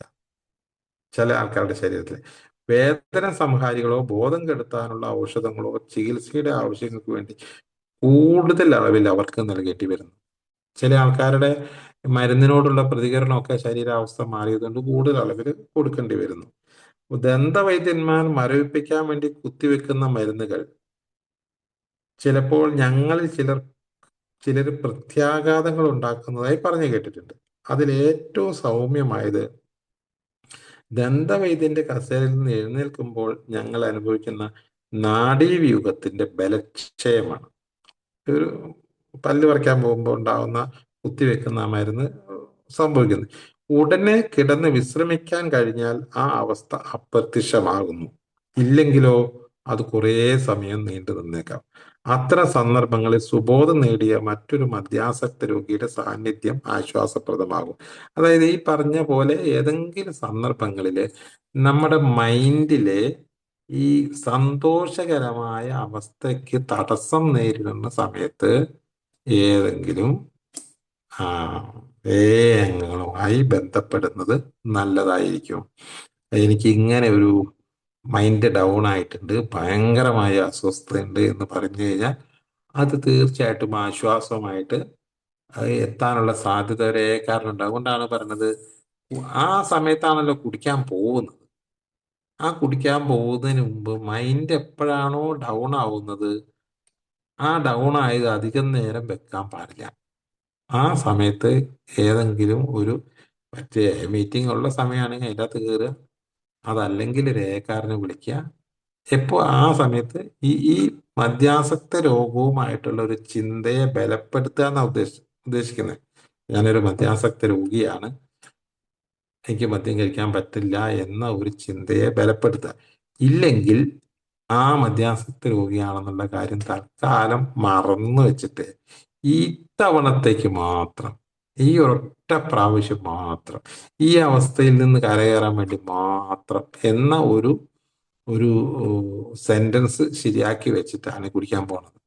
ഈ അതില്ല, ഞാൻ ഇനി അങ്ങോട്ട് എല്ലാ ദിവസവും കുടിക്കാനൊന്നുമില്ല പരിപാടി. എൻ്റെ ഇപ്പോഴത്തെ അവസ്ഥ അതിൽ നിന്ന് മോചനം നേടണമെങ്കിൽ ഒരെണ്ണം അടിക്കണം, ആരും അറിയാതെ. പക്ഷേ അത് അടിച്ചു കഴിഞ്ഞാൽ നമുക്കറിയാലോ, അതുകൊണ്ട് കുറച്ച് ആശ്വാസം ഉണ്ടാവും. പക്ഷേ അത് ഇറങ്ങിക്കഴിഞ്ഞാലോ നേരത്തേനേക്കാൾ മോശമാവും. അപ്പോൾ വീണ്ടും അടിക്കേണ്ടി വരുന്നു. അപ്പോൾ അത് ഇറങ്ങിക്കഴിഞ്ഞാലോ വീണ്ടും നേരത്തെക്കാളും മോശമാവും. അപ്പോൾ വീണ്ടും അടിക്കേണ്ടി വരുന്നു. അപ്പോൾ പിന്നെ രണ്ടാമത് നിർത്തുക എന്നുള്ളത് എളുപ്പമല്ലാതായി വരും. ആദ്യത്തെ ആ ആദ്യത്തെ ഒരു പെഗ് ഒഴിവാക്കാനുള്ള ഒരു ശ്രമത്തിന്റെ 10 ഇരട്ടിയെങ്കിലും ശ്രമം വേണം ഒന്ന് കുടിച്ചിട്ട് പിന്നത്തെ രണ്ടാമത്തെ കുടി ഒഴിവാക്കാൻ. അത് ഭയങ്കര പ്രയാസം. അപ്പൊ അതുകൊണ്ട് ഏറ്റവും എളുപ്പമുള്ള മാർഗം ആദ്യത്തെ കുടിയിൽ നിന്ന് അങ്ങോട്ട് മാറിയില്ല. ഏറ്റവും സിമ്പിൾ അതാണ്. അവിടെ ഉണ്ടാകുന്ന ആ അസ്വസ്ഥതകളെ മാനേജ് ചെയ്യാൻ വേണ്ടിയിട്ട് ശ്രമിക്കുക. ആ മാനേജ് ചെയ്യേണ്ട ആവശ്യകത ബോധ്യപ്പെടുക. പകരം ഒരു സബ്സ്റ്റൻസും ഉപയോഗിക്കാതിരിക്കുക. കഞ്ചാവോ മയക്കുമരുന്നോ അത് അല്ലെങ്കിൽ ഹാൻഡ്സ് ചില ആൾക്കാർ ഉപയോഗിക്കുന്നുണ്ട്. അതുപോലെ തന്നെ തമ്പാക്ക് പൊടി, അങ്ങനത്തെ കുറെ പല പല സാധനങ്ങൾ ഇപ്പോൾ മാർക്കറ്റിലൊക്കെ ലഭ്യമാണ്. ഇത്തരം സാധനങ്ങൾ ഉപയോഗിച്ച് ഇതിനെ മാനേജ് ചെയ്യാൻ വേണ്ടിയിട്ട് ശ്രമിച്ചു കഴിഞ്ഞാൽ, അതും ഒരു ശീലമായാൽ, അതും മദ്യപാനത്തിലേക്ക് ട്രാൻസ്ഫർ ആവാൻ വലിയ താമസമില്ല. അതുകൊണ്ട് അതും ഉപേക്ഷിക്കുന്നതാണ് ഏറ്റവും നല്ലതെന്ന് പറയുന്നു. ഉം, കുറേ സമയം സുബോധം നേടിയ മറ്റു മദ്യപർക്ക് അത്തരം പ്രത്യാഘാതങ്ങൾ അനുഭവപ്പെടുന്നില്ല. ഏതെല്ലാം സാഹചര്യത്തിൽ മേൽപ്പറഞ്ഞ തരം പ്രത്യാഘാതങ്ങൾ ഉണ്ടാകുമെന്ന് പ്രവചിക്കുക ആർക്കും സാധ്യമല്ല. അതാണ്, ഓരോരുത്തർക്കും അവരവരുടെ ജീവിതത്തില് അവർക്ക് എപ്പോഴാണ് എന്താണ് സംഭവിക്കുക പറയാൻ പറ്റില്ല. അതുപോലെ തന്നെ ഈ മദ്യം കിട്ടാതെ വരുമ്പോൾ ഉണ്ടാവുന്ന അസ്വസ്ഥതയെ കുറിച്ചും, അല്ലെങ്കിൽ മദ്യപിക്കാൻ തോന്നുമ്പോൾ ആ തോന്നലിനെ തടയുന്ന കാര്യത്തിൽ കപ്പാസിറ്റി ഒക്കെ എല്ലാവരെ സംബന്ധിച്ചും വ്യത്യസ്തമാണ്. അതുകൊണ്ടൊന്നും പ്രവചിക്കാൻ പറ്റില്ല. എന്തായാലും ഡോക്ടറോടും ദന്തവൈദ്യനോടും ബോധം കെടുത്താൻ ഔഷധം നൽകുന്ന വിദഗ്ധനോടും നമ്മളുടെ രോഗത്തിന്റെയും പരിശോധനകളുടെയും ചികിത്സയുടെയും മുൻകാല ചരിത്രവും വിശദാംശങ്ങളും പറയുന്നതോടൊപ്പം നമ്മളുടെ മുൻകാല മദ്യപാനത്തിന്റെ ഏതെങ്കിലും മയക്കുമരുന്ന് കഴിച്ചിട്ടുണ്ടെങ്കിൽ അതിന്റെ മുഴുവൻ സത്യവും തുറന്നു പറയുന്നതാവും നല്ലത്. ഒരു മയക്കുമരുന്ന് കൊടുക്കുകയാണെങ്കിൽ ആ മയക്കുമരുന്ന് കൊടുത്ത് എന്തെങ്കിലും ബോധം കെടുത്തുന്ന ഒരു ഏർപ്പാട് നടത്തുകയാണെങ്കിൽ ആ ഡോക്ടറോട് ഞാനൊരു മദ്യാസക്ത രോഗിയാണ് എന്ന് പറയുന്നത് ഉചിതമായിരിക്കും. ഡോക്ടർക്കും ഈ മദ്യാസക്ത രോഗത്തെ കുറിച്ച് അറിയണം കേട്ടോ. ഏതായാലും താഴെ രേഖപ്പെടുത്തിയിരിക്കുന്ന രണ്ട്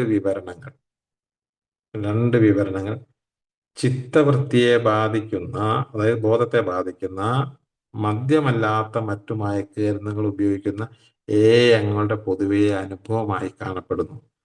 ഈ മയക്കുമരുന്ന് ഉപയോഗിച്ച ആൾക്കാർ എന്ത് സംഭവിച്ചു എന്നുള്ള രണ്ടനുഭവം ഇവിടെ പറയുന്നുണ്ട്.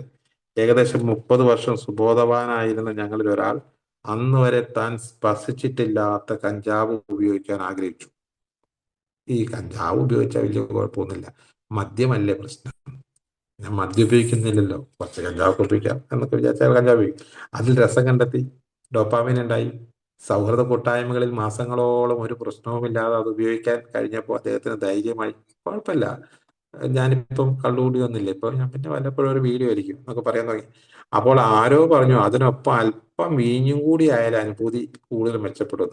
അപ്പൊ ആരോ പറഞ്ഞു ഈ കഞ്ചാവ് അടിച്ചിട്ട് ഒരൊറ്റ ബിയർ അടിച്ചു കഴിഞ്ഞാൽ ഇരട്ടി കിക്കായിരിക്കും എന്ന് പറഞ്ഞു. തന്റെ ദാരുണമായ മദ്യാസക്തിയുടെ ചരിത്രത്തെ പറ്റി ഓർക്കാതെ അദ്ദേഹം അതിന് ശ്രമിച്ചു. എങ്ങനെ ആയാലും അദ്ദേഹം വളരെ വീര്യം കുറഞ്ഞ വീഞ്ഞ് അല്പം മാത്രമേ കുടിക്കാറുണ്ടായിരുന്നുള്ളൂ. ഒരു മാസത്തിന് അദ്ദേഹം ഭീകരമായി കുടിക്കാൻ തുടങ്ങി. ഗുരുതരമായ മദ്യാസക്ത രോഗത്തിന്റെ കാൽക്കീഴിൽ താൻ വീണ്ടും അകപ്പെട്ടു പോയെന്ന് അദ്ദേഹം കുറെ കഴിഞ്ഞ തിരിച്ചറിഞ്ഞത്. അപ്പൊ ഒരു ചതിയിൽപ്പെട്ടതുപോലെ പെട്ടുപോകുന്ന സാധനം മറ്റെന്തെങ്കിലും സബ്സ്റ്റൻസ് ഉപയോഗിക്കാൻ പോയാൽ നമ്മൾ അറിയില്ലല്ലോ. കാരണം ബോധത്തോടു കൂടിയല്ലല്ലോ ചെയ്യുന്നത്. അല്പസ്വല്പ വ്യത്യാസങ്ങളുടെ ആ കഥ അപ്രകാരം തന്നെ മറ്റു 100 കണക്കിന് ആളുകൾക്കും സംഭവിച്ചു. മേൽ പറഞ്ഞ സ്നേഹിതൻ സുബോധവാനായെന്നും കഞ്ചാവ് പൂർണ്ണമായും ഉപേക്ഷിച്ചെന്നും 2 വർഷമായി പൂർണ്ണമായും കഞ്ചാവിൽ നിന്നും മദ്യത്തിൽ നിന്നും സ്വതന്ത്രനാണെന്നും പറയുവാൻ ഞങ്ങൾക്ക് സന്തോഷമുണ്ട്. അദ്ദേഹം വീണ്ടും സന്തുഷ്ടനും സുബോധവാനായും പ്രവർത്തനനിരതനുമായി തൻ്റെ ജീവിതം ആസ്വദിക്കുന്നു. അപ്പൊ അങ്ങനെ അത് തിരിച്ചറിയണം എന്നുള്ളതാണ്. നമ്മൾ ഒരു പകരം സംവിധാനം എന്ന നിലയിൽ ഏതെങ്കിലും ഒരു മെറ്റീരിയൽ ഉപയോഗിച്ച് കഴിഞ്ഞാൽ അതിൻ്റെ അകത്തൂടി ഇതിലേക്ക് കയറും. പക്ഷെ അത് അയാൾ തിരിച്ചറിഞ്ഞു കഴിഞ്ഞാൽ അയാൾക്ക് വീണ്ടും വരാൻ കഴിയുമെന്ന് ഈ അനുഭവം നമ്മളെ പഠിപ്പിക്കുന്നു. ഏതായാലും ഞാൻ അവസാനിപ്പിക്കുകയാണ്. ഇനി ഷെയർ ചെയ്യാനുള്ള കുറെ ആൾക്കാരുണ്ടാവും. ഏതായാലും ഒരു കാര്യം, ഇന്നത്തെ വിഷയത്തിലെ പ്രധാന കാര്യം ഇതാണ്. ഈ ഡോപ്പാമിൻ ഉണ്ടാക്കുന്ന ഏത് സബ്സ്റ്റൻസും അപകടകാരിയാണ്. സന്തോഷം ഉണ്ടാക്കുന്നത് അത് എന്ത് ഹാൻസ് ആണെങ്കിൽ പോലും. കാരണം അത് വലിയ താമസമില്ലാതെ നമ്മളെ മദ്യത്തിലേക്ക് നയിക്കും എന്നുള്ളത് ഓർമ്മ ഉണ്ടാവുക. പകരം പകരം ഈ സന്തോഷം ഉണ്ടാക്കാനുള്ള പ്രക്രിയയിലൂടെ നമ്മൾ ബോധപൂർവ്വം ഇടപെടുക. അതൊന്ന് കൂട്ടായ്മയിൽ പങ്കെടുക്കുക, നല്ല സൗഹൃദ സംഭാഷണം നടത്തുക. ഇതിനകത്ത് പല സ്ഥലത്തും പറയുന്നുണ്ട്, നടക്കുക, സിനിമ കാണുക, കളിക്കാൻ പോവുക, ഫുട്ബോൾ കളിക്കുക, ഗോൾഫ് കളിക്കുക എന്ന് വേണ്ട അങ്ങനെ കളികള്, അതുപോലെ തന്നെ 12-ാം പടി പ്രവർത്തനങ്ങള്, അതുപോലെ തന്നെ കൂട്ടായ്മകള്, യാത്രകൾ, ഇങ്ങനെയുള്ള കുറെ നടത്തിക്കൊണ്ട് നമ്മുടെ നോർമലി സന്തോഷം ഉണ്ടാക്കാനുള്ള പ്രവർത്തനത്തിൽ ഏർപ്പെടുകയാണെങ്കിൽ നമുക്ക് ഈ മദ്യത്തിലേക്ക് തിരിച്ചു പോവാതെ രക്ഷപ്പെടാൻ കഴിയുമെന്നാണ് ഈ പറഞ്ഞതിന്റെ ചുരുക്കം. ഞാൻ അവസാനിപ്പിക്കുകയാണ്. ഇത്രയും നേരം കേട്ടു നിന്ന് എല്ലാവർക്കും സുബോധത്തിന്റെ സന്തോഷത്തിന് നല്ല നാളുകൾ ആശംസിച്ചുകൊണ്ട് അവസാനിപ്പിക്കുന്നു. ഇതേപോലെ ഏതെങ്കിലും അബദ്ധം പറ്റി ആ, രണ്ടാമത് കയറി വന്ന ആൾക്കാരോട് ഷെയർ ചെയ്താൽ നന്നാവും എന്ന് എനിക്ക് തോന്നുന്നുണ്ട്. Thank you. മാഷെ, താങ്ക് യു മാഷെ, വളരെയേറെ നന്ദിയുണ്ട്. ഇത്രയും സമയം വളരെ വിശദമായ രീതിയിൽ സംസാരിച്ചതിന് വളരെ നന്ദിയുണ്ട്. ആർക്കെങ്കിലും എന്തെങ്കിലും ചോദിക്കാനോ കൂട്ടിച്ചേർക്കാൻ മാഷ് പറഞ്ഞ പോലെ ഒരു ഷെയറിങ് ആർക്കെങ്കിലും ചെയ്യാൻ കഴിഞ്ഞിരുന്നെങ്കിൽ ഉപകാരമായിരുന്നു. നമ്മളിപ്പോ 35 പേരുണ്ട് മാസടക്കം. അതിലെങ്കിലും മുൻപോട്ട് കടന്നു വരാം. ബൈച്ചേട്ടൻ, ഹലോ.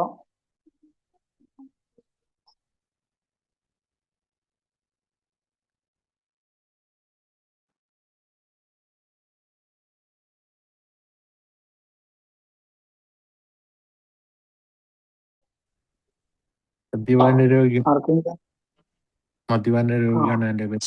സോ എല്ലാവർക്കും ഹായ്. ജെയിംസേട്ടൻ. ഹായ് ജെയിംസ് ഏട്ടൻ. Hi hi. എൻ്റെ ഒരു അനുഭവം എന്താണെന്ന് വെച്ച് കഴിഞ്ഞാൽ, മദ്യപിക്കുന്ന ടൈമിൽ കുറച്ചു കാലം ഞാൻ മദ്യപാനം നിർത്തി, 2 മാസം നിർത്തിയായിരുന്നു. അപ്പോൾ അന്നേരം ഈ ജലദോഷത്തിൻ്റെ ബാക്കി പത്രമായിട്ട് ചുമ പിടിച്ചു, വല്ലാത്ത ചുമ. അപ്പം ആ, ചുമയ്ക്കുള്ള മരുന്ന് പോയി മേടിച്ചു. ആ, അത് വൈകുന്നേരം മേടിച്ചുകൊണ്ട് വന്നിട്ട് ഞാൻ അതിൽ പറഞ്ഞ രീതിയിൽ ഒരു ഡോസ് കഴിച്ചു. കുറച്ച് കഴിഞ്ഞപ്പോൾ എനിക്ക് തോന്നി ഇതുപോലെ കുറച്ചുകൂടെ കഴിക്കണം തോന്നി. ചുരുക്കി പറഞ്ഞ 2-3 മണിക്കൂർ കൊണ്ട് ആ 4 ഔൺസിൽ ഒരു ബോട്ടിൽ ഞാൻ ഫിനിഷ് ചെയ്തു. പിറ്റേ ദിവസം ഞാൻ പോയിട്ട് മദ്യവും മേടിച്ചു. അതിലടങ്ങിയിരിക്കുന്ന കണ്ടന്റ് എന്തോ അത് എനിക്കൊരു പിന്നെയും മദ്യത്തിലേക്ക് എന്നെ നയിച്ചെന്നുള്ളതാണ്. അതൊരു സത്യമാണ്. പിന്നെ പിൽക്കാലത്ത് ചികിത്സയുടെ ബാക്കിയായിട്ട് ഞാൻ ഈ പ്രോഗ്രാമിൽ വന്നു കഴിഞ്ഞപ്പോൾ ഞാൻ പലരെ ഷെയറിങ്ങുകളും ഡോക്ടറെ ഷെയറിങ്ങിലൊക്കെ ഞാൻ കേട്ട ഒരു കാര്യം എന്താണെന്ന് വെച്ച് കഴിഞ്ഞാൽ, ഒരു ഡോക്ടറെ അടുത്ത് പോകുമ്പോൾ എപ്പോഴും സത്യങ്ങൾ പറയണമെന്ന് പറയുന്നുണ്ട്. നമ്മളൊരു അഡിഷൻ ഉണ്ട്, അത് തുറന്ന് പറയണം. കാരണം നമുക്ക് അമിതമായിട്ട് വേദനയ്ക്കുള്ള ചില ഗുളികകൾ, അതൊക്കെ നമുക്ക് ഒരു അഡിഷനിലേക്ക് പോകാനുള്ള ചാൻസ് കൂടുതലല്ല. എന്നെ പോലെയുള്ള ഒരാൾക്ക് പോകാനുള്ള ചാൻസ് കൂടുതലല്ല. അതുകൊണ്ട് ഇപ്പോൾ ഞാൻ എന്നാന്ന് വെച്ച് കഴിഞ്ഞാൽ, ചിലപ്പം പല്ല് പറിക്കേണ്ട പ്രശ്നങ്ങളോ അല്ലെങ്കിൽ അമിതമായിട്ട് വേദനയുള്ള ചില പ്രശ്നങ്ങളോ ഒക്കെ ഒരു ഡോക്ടറെ അടുത്ത് പോയി കഴിഞ്ഞ് കഴിയുമ്പോൾ അവരെന്തെങ്കിലും മരുന്ന് എഴുതിത്തരുന്നതിന് മുമ്പ് തന്നെ ഞാൻ പറയാറുണ്ട്, ഞാനൊരു ഇതുപോലെ ഒരു ആൽക്കഹോളിക്കാണ്, ഞാൻ നിർത്തിയതാണ്, എനിക്ക് അഡിക്ഷനുള്ള മരുന്നുകൾ തരുമെന്ന് പറഞ്ഞു കഴിയുമ്പോൾ അവരെന്തെങ്കിലും അതിൽ നിന്ന് ആ അഡിഷൻ ഇല്ലാത്ത മരുന്നുകൾ നോക്കി അവരെനിക്ക് എഴുതി തരാറുണ്ട്. അതെൻ്റെ അനുഭവമാണ്, ഞാൻ ജസ്റ്റ് പറഞ്ഞെന്നേ ഉള്ളൂ. ഞാൻ അങ്ങനെയാണ് ഇപ്പം പ്രാക്ടീസ് ചെയ്യുന്നത്. Okay, thank you. Thank you ജെയിംസേട്ടാ, താങ്ക് യു. ആർക്കെങ്കിലും എന്തെങ്കിലും, നമുക്ക് സമയമുണ്ട്, നമുക്കൊരു 20 മിനിറ്റ് കൂടെ സമയമുണ്ട്.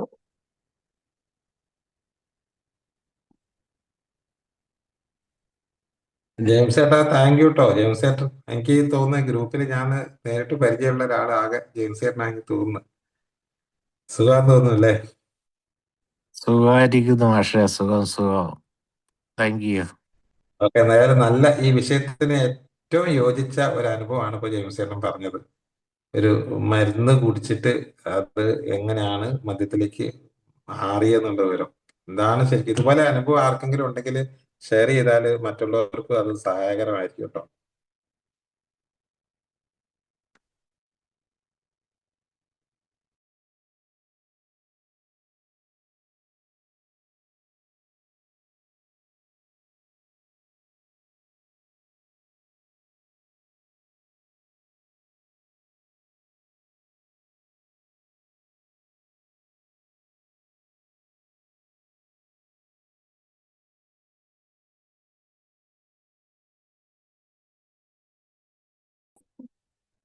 പ്രിയപ്പെട്ട സുഹൃത്തുക്കളെ, ബിനിച്ചേട്ടാ പറയൂ. ബിനിച്ചേട്ടാ സുഹൃത്തുക്കളെ, ഒരു സെക്ഷൻ ദൈവാനുഗ്രഹത്താലും എന്നോട് സഞ്ചരിക്കാൻ ഇന്നത്തെ ദിവസം വർദ്ധിപ്പിച്ചിട്ടുള്ള എൻ്റെ ഒരു ദിനം വേറെ ഒന്നുമില്ല, സന്തോഷമായിട്ട് പോകുന്നു. ഞാൻ ആദ്യം ഇവിടെ അപ്പുറത്ത് പിള്ളേരുടെ ശല്യം ഉണ്ടായിരുന്നു, അതാണ് ഷെയർ ചെയ്യാൻ ഉണ്ടായിരിക്കുക സാധിക്കും. എന്തായാലും വിജയ മാസ്റ്റർക്ക് നന്ദി പറയാൻ ഉദ്ദേശിച്ച്. പിന്നെ പ്രത്യേകിച്ച് അങ്ങനെ മീറ്റിങ്ങിൽ ഇരുന്നപ്പോൾ ഒത്തിരി കാര്യങ്ങൾ മനസ്സിലേക്ക് കടന്നുപോയെങ്കിലും പെട്ടെന്ന് ജീവിതത്തിലൊരു അനുഭവം പറയാൻ പറഞ്ഞപ്പോൾ പെട്ടെന്ന് കിട്ടിയില്ല. എന്തായാലും സന്തോഷമായിട്ടിരിക്കണം. എല്ലാവർക്കും ശുഭോദയം ആശംസിച്ചുകൊണ്ട് thank you Muhammad. Thank you ബിനിച്ചേട്ടാ, താങ്ക് യു. ശ്രീനുചേട്ടാ, ഞാൻ വരട്ടെ. ഞാനൊരു അമിത മദ്യപാനി. എയുടെ സഹായത്തിന് ഇന്ന ദിവസം മദ്യപിച്ചിട്ടില്ല. എൻ്റെ പേര് അലക്സ്. എല്ലാവർക്കും ഹായ്. വിജയ് മാഷിന്റെ ഈ സെഷൻ വളരെ നല്ലൊരു വിജ്ഞാനപ്രദമായ ഒരു സെഷനായിരുന്നു. കാരണം മദ്യത്തിന് പകരമായിട്ട് വേറെ എന്തെങ്കിലും ലഹരിയിലേക്ക് ഉപയോഗിക്കുകയോ അത് ഒരു എന്താ പറയുക, ഒരു സബ്സ്റ്റിറ്റ്യൂട്ട് ആയിട്ട് ഉപയോഗിക്കാനായിട്ട് പറ്റില്ല എന്നുള്ളത് യിലുള്ള പലരുടെയും അനുഭവങ്ങളിലൂടെ മനസ്സിലാക്കാൻ സാധിക്കും. അത് പലപ്പോഴും ഈ ഒരു സുബോധാവസ്ഥയിൽ മുന്നോട്ട് പോകുമ്പോൾ മനസ്സിൽ വരുന്നൊരു കാര്യമാണ്. അതായത് മദ്യത്തിന് പകരം എന്തെങ്കിലും ലഹരി ഉപയോഗിക്കാം എന്നുള്ളത്. പക്ഷെ അങ്ങനെ ലഹരി ഉപയോഗിക്കുന്നത് വഴിയായിട്ട് പ്രത്യേകിച്ച് കാര്യമൊന്നുമില്ല. ഇതിൽ ബിഗ് ബുക്കിലും തന്നെ കഴിഞ്ഞ ബിഗ് ബുക്കിലല്ല, സോറി, വേറൊരു ബുക്കിൽ ഞാൻ ആൽക്കഹോളിക്സ് അനോണിമസിന്റെ ഒരു ബുക്കിൽ ഞാൻ വായിക്കുകയുണ്ടായി.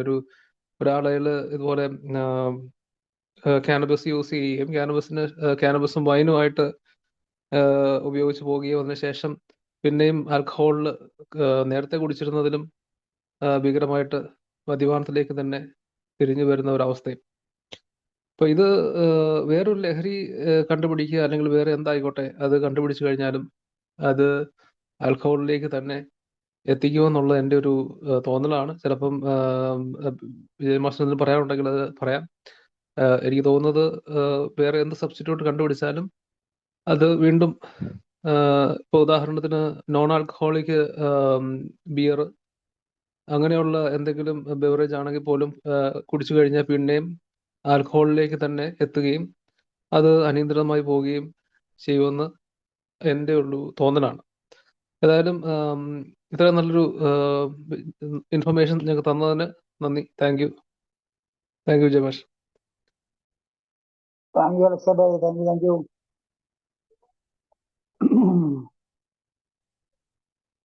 നമുക്ക് ഒരു 15 മിനിറ്റ് കൂടെ ഉണ്ട് വിജയമാഷിനോട്.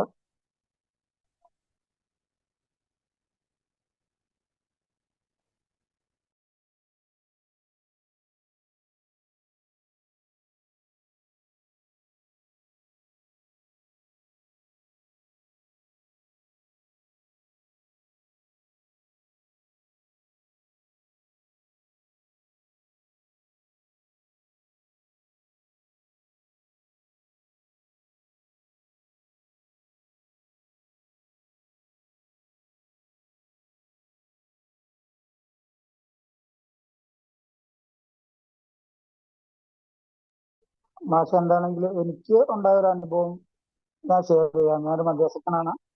എൻ്റെ പേര് ശ്രീനു. എനിക്ക് സ്വന്തം വർക്ക്ഷോപ്പായിരുന്നു. ഇപ്പോഴും വർക്ക്ഷോപ്പ് തന്നെയാണ്, 2 വീലർ വർക്ക്ഷോപ്പായിരുന്നു. ഞാൻ 2010 ഞാനൊരു സുഹൃത്ത്, ഒരു കസ്റ്റമറായിട്ട് ഞാൻ കള്ള് കുടിച്ചുകൊണ്ടിരുന്നപ്പോ, അപ്പൊ അവന് അധികം പ്രായമില്ല. അന്ന് എന്തോ എഞ്ചിനീയറിങ്ങിന് എന്തോ പഠിക്കുന്ന സമയം. അപ്പൊ അവനെ നമ്മളൊരു യാദൃശ്ചികമായിട്ട് അവനായിട്ട് നമ്മുടെ ഒരു പയ്യനായിട്ട് കമ്പനി കൂടി. കൂടി കഴിഞ്ഞ ഇങ്ങനെ കള്ളു കുടിച്ചോണ്ട് വന്ന് ഇരുന്ന സമയത്ത് അവന് ചേട്ടാ ഇതൊന്നും അല്ല, ഇതില് വേറെ സാധനമുണ്ട്, അതാണെങ്കിൽ അടിപൊളിയായിരിക്കും എന്ന് പറഞ്ഞ അവനെ ഞാൻ പരിചയപ്പെട്ടപ്പോൾ പറഞ്ഞു എന്നെ സംഭവം ചേട്ടാ ഇത് വെച്ചിട്ട് എന്തെങ്കിലും മറ്റേ കഞ്ചാവുണ്ട്, അത് തീർത്ത് രണ്ടെണ്ണം വലിച്ചു കഴിഞ്ഞാൽ അടിപൊളിയായിരിക്കും. അപ്പൊ ഞാൻ അന്ന് മദ്യപാനം മാത്രമേ ഉള്ളൂ, സിഗരറ്റ് ഉണ്ട്, എന്നാലും അത്ര വലിയ കാര്യമായിട്ടില്ല. ഇനി പറഞ്ഞ പോലെ അന്ന് ഹാൻഡ്സൊക്കെ ഉപയോഗിക്കുന്ന സമയം. പക്ഷെ അന്ന് ഞാൻ ഈ വ്യക്തിയായിട്ട് കമ്പനിയൊന്നും കൂടില്ല. അവൻ വടക്കമ്പരൂരിൽ നിന്ന് അവന്റെ അച്ഛന് ഇവിടെ റെയിൽവേയിൽ ജോലി കിട്ടി ഇങ്ങോട്ട് താമസം മാറി വാടകയ്ക്ക് താമസിക്കാൻ വന്നൊരു വ്യക്തിയായിരുന്നു. അപ്പൊ അങ്ങനെ കുറച്ച് നാളുകൾക്ക് ശേഷം ഇവന്റെ ഒരു കമ്പനി എന്ന് പറഞ്ഞാൽ നമ്മുടെ വർഷത്തിന്റെ തൊട്ടടുത്തൊരു പെട്രോൾ പമ്പ് ഉണ്ട്, അവിടുത്തെ മാനേജറായിട്ടായിരുന്നു ഇവന്റെ ഒരു കമ്പനി. അപ്പോൾ യാദൃശ്യമായിട്ട് ഞാൻ വൈകുന്നേരം രാത്രി വർക്ക്ഷോപ്പ് അടിച്ച് പെട്രോൾ അടിക്കാൻ വന്നപ്പോൾ ഇവർ രണ്ടുപേരും അവിടെ വെച്ച് കണ്ട്. അന്ന് ദിവസം ഞാൻ അവരുടെ കൂടെ കമ്പനി കൂടിയപ്പോൾ അവർ വന്ന് ചേട്ടാ നോക്കാം മദ്യപിക്കുന്നവരെ എവിടെ ചെന്നാലും സാധനം ഉണ്ടോന്നാണുള്ളത്. പറഞ്ഞ സാധനം ഉണ്ട്, അപ്പോൾ റൂമിൽ ഇരിക്കാൻ പറഞ്ഞു. ഞാൻ അങ്ങനെ ആദ്യമായിട്ട് അവരുടെ കൂടെ കമ്പനി കൂടി. കമ്പനി കൂടിയപ്പോഴത്തേനും ഇവര് രണ്ടെണ്ണം അടിച്ചു കഴിഞ്ഞപ്പോൾ ഒരു സാധനം പുറത്ത് ഗോൾഡ്, അന്ന് ഗോൾഡാ വലിച്ചോണ്ടിരുന്നത്. അപ്പൊ ഗോൾഡ് എന്റെ പകുതി ഒടിച്ച് കളഞ്ഞ് അവര് സെറ്റ് ചെയ്ത് എനിക്ക് തന്നു. ഞാനത് ആദ്യമല്ല ഞാനത് അവരുടെ കൂടെ കമ്പനി കൂടി. പിന്നെ മിക്ക ഞായറാഴ്ചകളിലും ഞാൻ അവരെ അന്വേഷിച്ച് ആ പമ്പിൽ ഞാൻ പോവാ. കുറെ നാളുകൾ, ഒരു 1.5 വർഷം. അത് കഴിഞ്ഞിട്ട് അവൻ ഇപ്പൊ എവിടെയാണെന്ന് എനിക്കറിയില്ല. ഞാൻ ഫേസ്ബുക്കിൽ കാണാറുണ്ടെങ്കിലും കല്യാണം കഴിഞ്ഞതാണ് കൊച്ചിനെ പിടിച്ചുകൊണ്ട് നിൽക്കുന്ന ഫോട്ടോ കാണാറുണ്ട്. അങ്ങനെ ഞാൻ ആ ഒരു സുഹൃത്തായിട്ട് എന്ന് വെച്ചാൽ ഒരു പരിചയമില്ലാതെ ബന്ധപ്പെട്ടാണ്. പക്ഷെ കുറച്ച് നാൾ കഴിയുമ്പോഴത്തേനും പിന്നെ ഞാൻ അവനെ എല്ലാ ഞായറാഴ്ചകളിലും ആ പമ്പിന്റെ പുറകിൽ വൈകുന്നേരം ഈ കള്ളൂടി നിന്നിട്ട് അവന്റെ അടുത്ത് പോയി അവനെ വിളിച്ചു വരുത്തി, അല്ലെങ്കിൽ അവൻ അവസാനം ഇവനവിടെ നിന്ന് സ്കിപ്പായി പോയി. പിന്നെ ഞാൻ കുറെ നാൾ കഴിഞ്ഞപ്പോഴത്തേനും അതിലപ്പുറം ഈ കള്ളുകൂടിയും പ്രശ്നങ്ങളൊക്കെ ആയി കഴിഞ്ഞപ്പോൾ പിന്നെ ആ കമ്പനി വിട്ടു. പിന്നെ നമ്മൾ വേറെ കമ്പനി പിടിച്ചു. അതിനകത്താണെങ്കിൽ പറഞ്ഞ പോലെ 24 മണിക്കൂറും മദ്യം കിട്ടുന്ന ഒരു കമ്പനിയായിരുന്നു. സുഹൃത്തുക്കളായിരുന്നു, ഒരുമാതിരി എല്ലാം നല്ലൊരു സാമ്പത്തികമായിട്ട് ഭദ്രതയുള്ള പിള്ളേരായിരുന്നു. അവരുടെ കൂടെ കൂടി. പിന്നെ അങ്ങനെ അങ്ങനെ കമ്പനി മാറി മാറി പോയി. ആ ഒരു സാറ് പറഞ്ഞപ്പോ ഈ കഞ്ചാവ് വലിച്ച ഒരു കേസ് പറഞ്ഞ കാര്യം ഞാൻ ആലോചിച്ചതാ. കാരണം ഒരു ഭയങ്കര ഒരു കമ്പനിയായിരുന്നു. എനിക്ക് പിന്നീട് അത് കണ്ടിട്ടില്ല. ഞാൻ ആ കമ്പനി വിട്ടതിന് ശേഷം എന്നുവെച്ചാൽ ആ സുഹൃത്തുബന്ധം വിട്ടതിന് ശേഷം ഇപ്പൊ അവൻ എവിടെയാ താമസിക്കണെന്നോ അല്ലെങ്കിൽ എവിടെയാണോ അവന്റെ ഫോൺ നമ്പറോ ഒന്നും ഇപ്പൊ എന്റെ കയ്യിലില്ല. പക്ഷെ ആ കഞ്ചാവ് വലിച്ചുകൊണ്ടിരുന്ന സമയത്ത് ഞാൻ ഇവനെ എല്ലാ ഞായറാഴ്ച അന്വേഷിച്ച് ശനിയാഴ്ച ഇവനെ സെറ്റ് ചെയ്ത് വെക്കും. നാളെ കാണണം, നാളെ വൈകുന്നേരം കാണണം, അല്ലെങ്കിൽ നാളെ നീ എപ്പോ ഫ്രീ ആവും എന്ന് പറഞ്ഞ അവനെ ഒരു അനിയനെ പോലെയൊക്കെ കൊണ്ടുവരണം. ഭയങ്കര സ്നേഹമായിരുന്നു അവനോട്. ഭയങ്കരമായിട്ട് അവനെ കെയർ ചെയ്ത് കൊണ്ടുവരണം. ഇവൻ വടക്കമ്പരൂരിന്നാണ് സാധനം കൊണ്ടുവന്നിട്ടുണ്ട് അവന്റെ കോളേജിൽ പഠിച്ചതിന്റെ സമയത്ത്. അങ്ങനെ ഒരു സംഭവം എന്റെ ജീവിതത്തിൽ ഉണ്ടായിട്ടുണ്ട്. പക്ഷെ പിന്നെ കുറെ നാൾ കഴിയുമ്പോൾ ആ ഒരു സുഗന്ധം പൊളിഞ്ഞു പോയി. കാരണം നമ്മുടെ നമ്മുടെ പെട്രോൾ പമ്പിന്റെ മാനേജർ അവിടെ നിന്ന് സാമ്പത്തികമായിട്ട് എന്തോ ഇടപാടുണ്ടായി. അവൻ അവിടെ നിന്ന് പറഞ്ഞു വിടും എന്ന് വെച്ചാല് സാമ്പത്തികമായിട്ട് തിരിമറിയൊക്കെ ഉണ്ടായി. പക്ഷെ ലക്ഷങ്ങളുടെ പൈസയിൽ പ്രശ്നങ്ങളൊക്കെ വന്നു. അവനവിടെ നിന്ന് പറഞ്ഞു വിട്ടു. പിന്നെ ആ കമ്പനി അവിടെ വെച്ച് നിന്നുപോയി. എന്നുവെച്ചാൽ പിന്നെ നമുക്ക് ആ റൂം കിട്ടിയില്ല. പിന്നെ അവനെ കണ്ടിട്ടില്ല. അവനൊരു കോട്ടയംകാരനായിരുന്നു. പിന്നെ കണ്ടിട്ടില്ല. അങ്ങനെ ഒരു സംഭവം എന്റെ ജീവിതത്തിൽ ഉണ്ടായിട്ടുണ്ട്. സാറ് പറഞ്ഞപ്പോ എനിക്കുണ്ടായ ഒരു അനുഭവമാണ്. പക്ഷെ ഞാൻ അന്നും പറഞ്ഞ് വീണ്ടും പിന്നീട് അത് കഞ്ചാവ് അന്വേഷിച്ച് പോകേണ്ട വന്നില്ല. കാരണം അപ്പത്തേനും വേറെ കമ്പനി കമ്പനി വന്നു. അത് 2 വീലറിന്റെ വർക്ക്ഷോപ്പ് ഫീൽഡായതുകൊണ്ട് എവിടെ ചെന്നാലും എപ്പോ ചെന്നാലും ഏത് വർക്ക്ഷോപ്പിൽ വന്നാൽ ഏത് കൂട്ടുകാരുടെ അടുത്ത് ചെന്നാലും ഈ പറഞ്ഞ പോലെ വൈകുന്നേരങ്ങളിൽ എന്നാ അടിക്കുകയല്ലേ എന്നുള്ളൊരു ചോദ്യം ആയതുകൊണ്ട് പിന്നെ നമ്മൾ ആ ഒരു ഇതിലേക്ക് പോയില്ല. ഇപ്പൊ അവരെവിടെയാണെന്ന് എനിക്കറിയില്ല. അവരായിട്ട് ആരുമായിട്ടും കമ്പനി ഇല്ല, കോണ്ടാക്റ്റും ഇല്ല, ഒന്നുമില്ല. അങ്ങനെ ഒരു സംഭവം എന്റെ ജീവിതത്തിൽ ഉണ്ടായിട്ടുണ്ട്. അന്ന് എനിക്കധികം അന്ന് എനിക്കൊരു 10-29 വയസ്സുള്ള സമയത്താണ്. എന്താണെങ്കിലും ആ ഒരു സംഭവം കുറെ നാൾ എനിക്ക് ഭയങ്കര ഒരു എൻജോയ്മെന്റ് തന്നെയായിരുന്നു. ഈ പറഞ്ഞ പോലെ അന്വേഷിക്കാൻ പോവുമായിരുന്നു. അവൻ അന്വേഷിച്ച് നടക്കുമായിരുന്നു. അല്ലെങ്കിൽ പെട്രോൾ പമ്പിൽ ചെന്നിട്ട് അവനോട് ചോദിക്കുവായിരുന്നു, അവൻ ഇനി വരുമോ, അല്ലെങ്കിൽ അവനെ വിളിച്ചിട്ട് എന്നൊക്കെ ഒരു സംഭവം എന്റെ ജീവിതത്തിൽ ഉണ്ടായിട്ടുണ്ട്. അത് ഞാൻ മറന്നിരിക്കുകയാണ്. ഇപ്പൊ സാറ് പറഞ്ഞപ്പോഴാണ് എനിക്ക് ആ ഒരു ഓർമ്മ വന്നത്. കാരണം ആ ഒരു വല്ലാത്തൊരു സിറ്റുവേഷൻ തന്നെയായിരുന്നു. അതൊരു ഭയങ്കര ഒരു ഒരു നല്ലൊരു എന്താ പറയാ മദ്യപിക്കുക, അതിന്റെ കൂടെ ഇതും കൂടെ വലിക്കുമ്പോഴത്തേനും അതൊക്കെ ഒരു രസമായിരുന്നു. എന്താണെങ്കിലും ആ മദ്യം തന്നെയായിരുന്നു പിന്നീട് എന്റെ ഈ പ്രശ്നം. പിന്നീട് മദ്യപിക്കും, പിന്നീട് മദ്യത്തിലേക്ക് തന്നെ ഞാൻ തിരിച്ചെത്തി. എന്താണെങ്കിലും അവസാന കാലഘട്ടത്തിൽ മദ്യം തന്നെയായിരുന്നു. എന്താണെങ്കിലും സാറ് പറഞ്ഞപ്പോ, മാഷ് പറഞ്ഞപ്പോ എനിക്കതൊരു ഓർമ്മ വന്നതാണ്. അത് അവർക്ക് എവിടെയാണെന്നൊന്നും എനിക്കറിയത്തില്ല. എന്താണെങ്കിലും അതവിടെ വെച്ച് നിന്നുപോയി.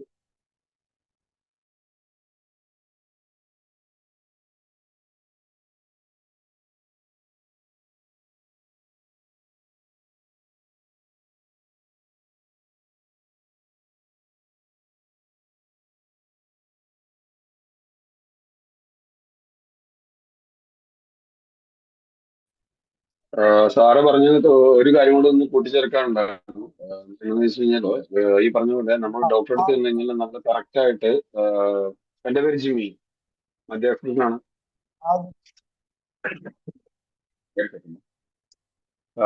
എന്നറിയോ, ഡോക്ടറെ അടുത്ത് ചെല്ലുമ്പോൾ നമ്മളെ കറക്റ്റ് ആയിട്ട് നമ്മൾ എന്തോരം ആൽക്കോള് കഴിക്കും, അല്ലെന്നുണ്ടെങ്കിൽ കഞ്ചാവ് അടിക്കുന്നുണ്ടെങ്കിൽ അത് പറയണം, സിഗരറ്റ് കുടിക്കുന്നുണ്ടെങ്കിൽ അത് കറക്റ്റ് ആയിട്ട് പറഞ്ഞില്ലെന്നുണ്ടെങ്കിൽ ചെന്ന് കഴിഞ്ഞു കഴിഞ്ഞാല് അപ്പം ഈ പറഞ്ഞ അനസ്തേഷ്യ നമുക്ക് ഏൽക്കില്ല. അങ്ങനെ ഞാനൊരു നേഴ്സാണ്. അപ്പൊ എനിക്കറിയാം, ഞാൻ കണ്ടിട്ടുണ്ട്. അപ്പം ഇത് ഏക്കാതെ വരുന്ന സമയത്ത് പിന്നീടാണ് പിന്നെ ഫാമിലിനെ വിളിച്ച് അന്വേഷിക്കുമ്പോൾ അവർ പറയുന്നത് ആ പുള്ളിക്ക് ഇങ്ങനെയൊക്കെ ഉണ്ടായിരുന്നു. ആ, മറ്റേ കറുപ്പും കഞ്ചാവും ആ, വെള്ളമൊക്കെ അടിക്കുന്നത് അങ്ങനെയാണെന്നുണ്ടെങ്കിൽ ഈ പറഞ്ഞ ഇവരുടെ ഡോസ് തെറ്റിപ്പോകും.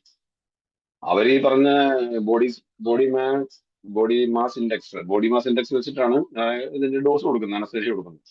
അത് ഏൽക്കില്ല. അങ്ങനത്തെ പ്രശ്നമുണ്ട്. അപ്പം അത് കറക്റ്റ് ആട്ടോ പുള്ളി പറഞ്ഞു. അതൊന്ന് പറയുന്നത്. താങ്ക് യു ജിമ്മിച്ചേട്ടാ, താങ്ക് യു.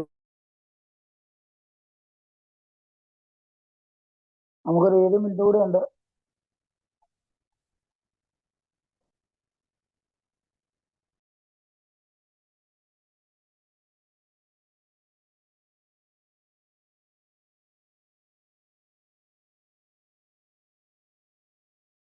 നമ്മുടെ സമയം, വിലപ്പെട്ട സമയം പോയിക്കൊണ്ടിരിക്കുകയാണ്.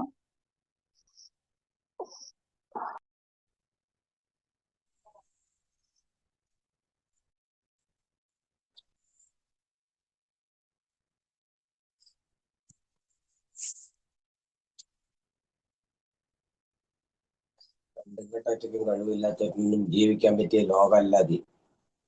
ഈ ലോകം കഴിവില്ലാത്തവറ്റിന് പറ്റിയതല്ല, ഭക്തന്മാർക്ക് പറ്റിയതല്ല.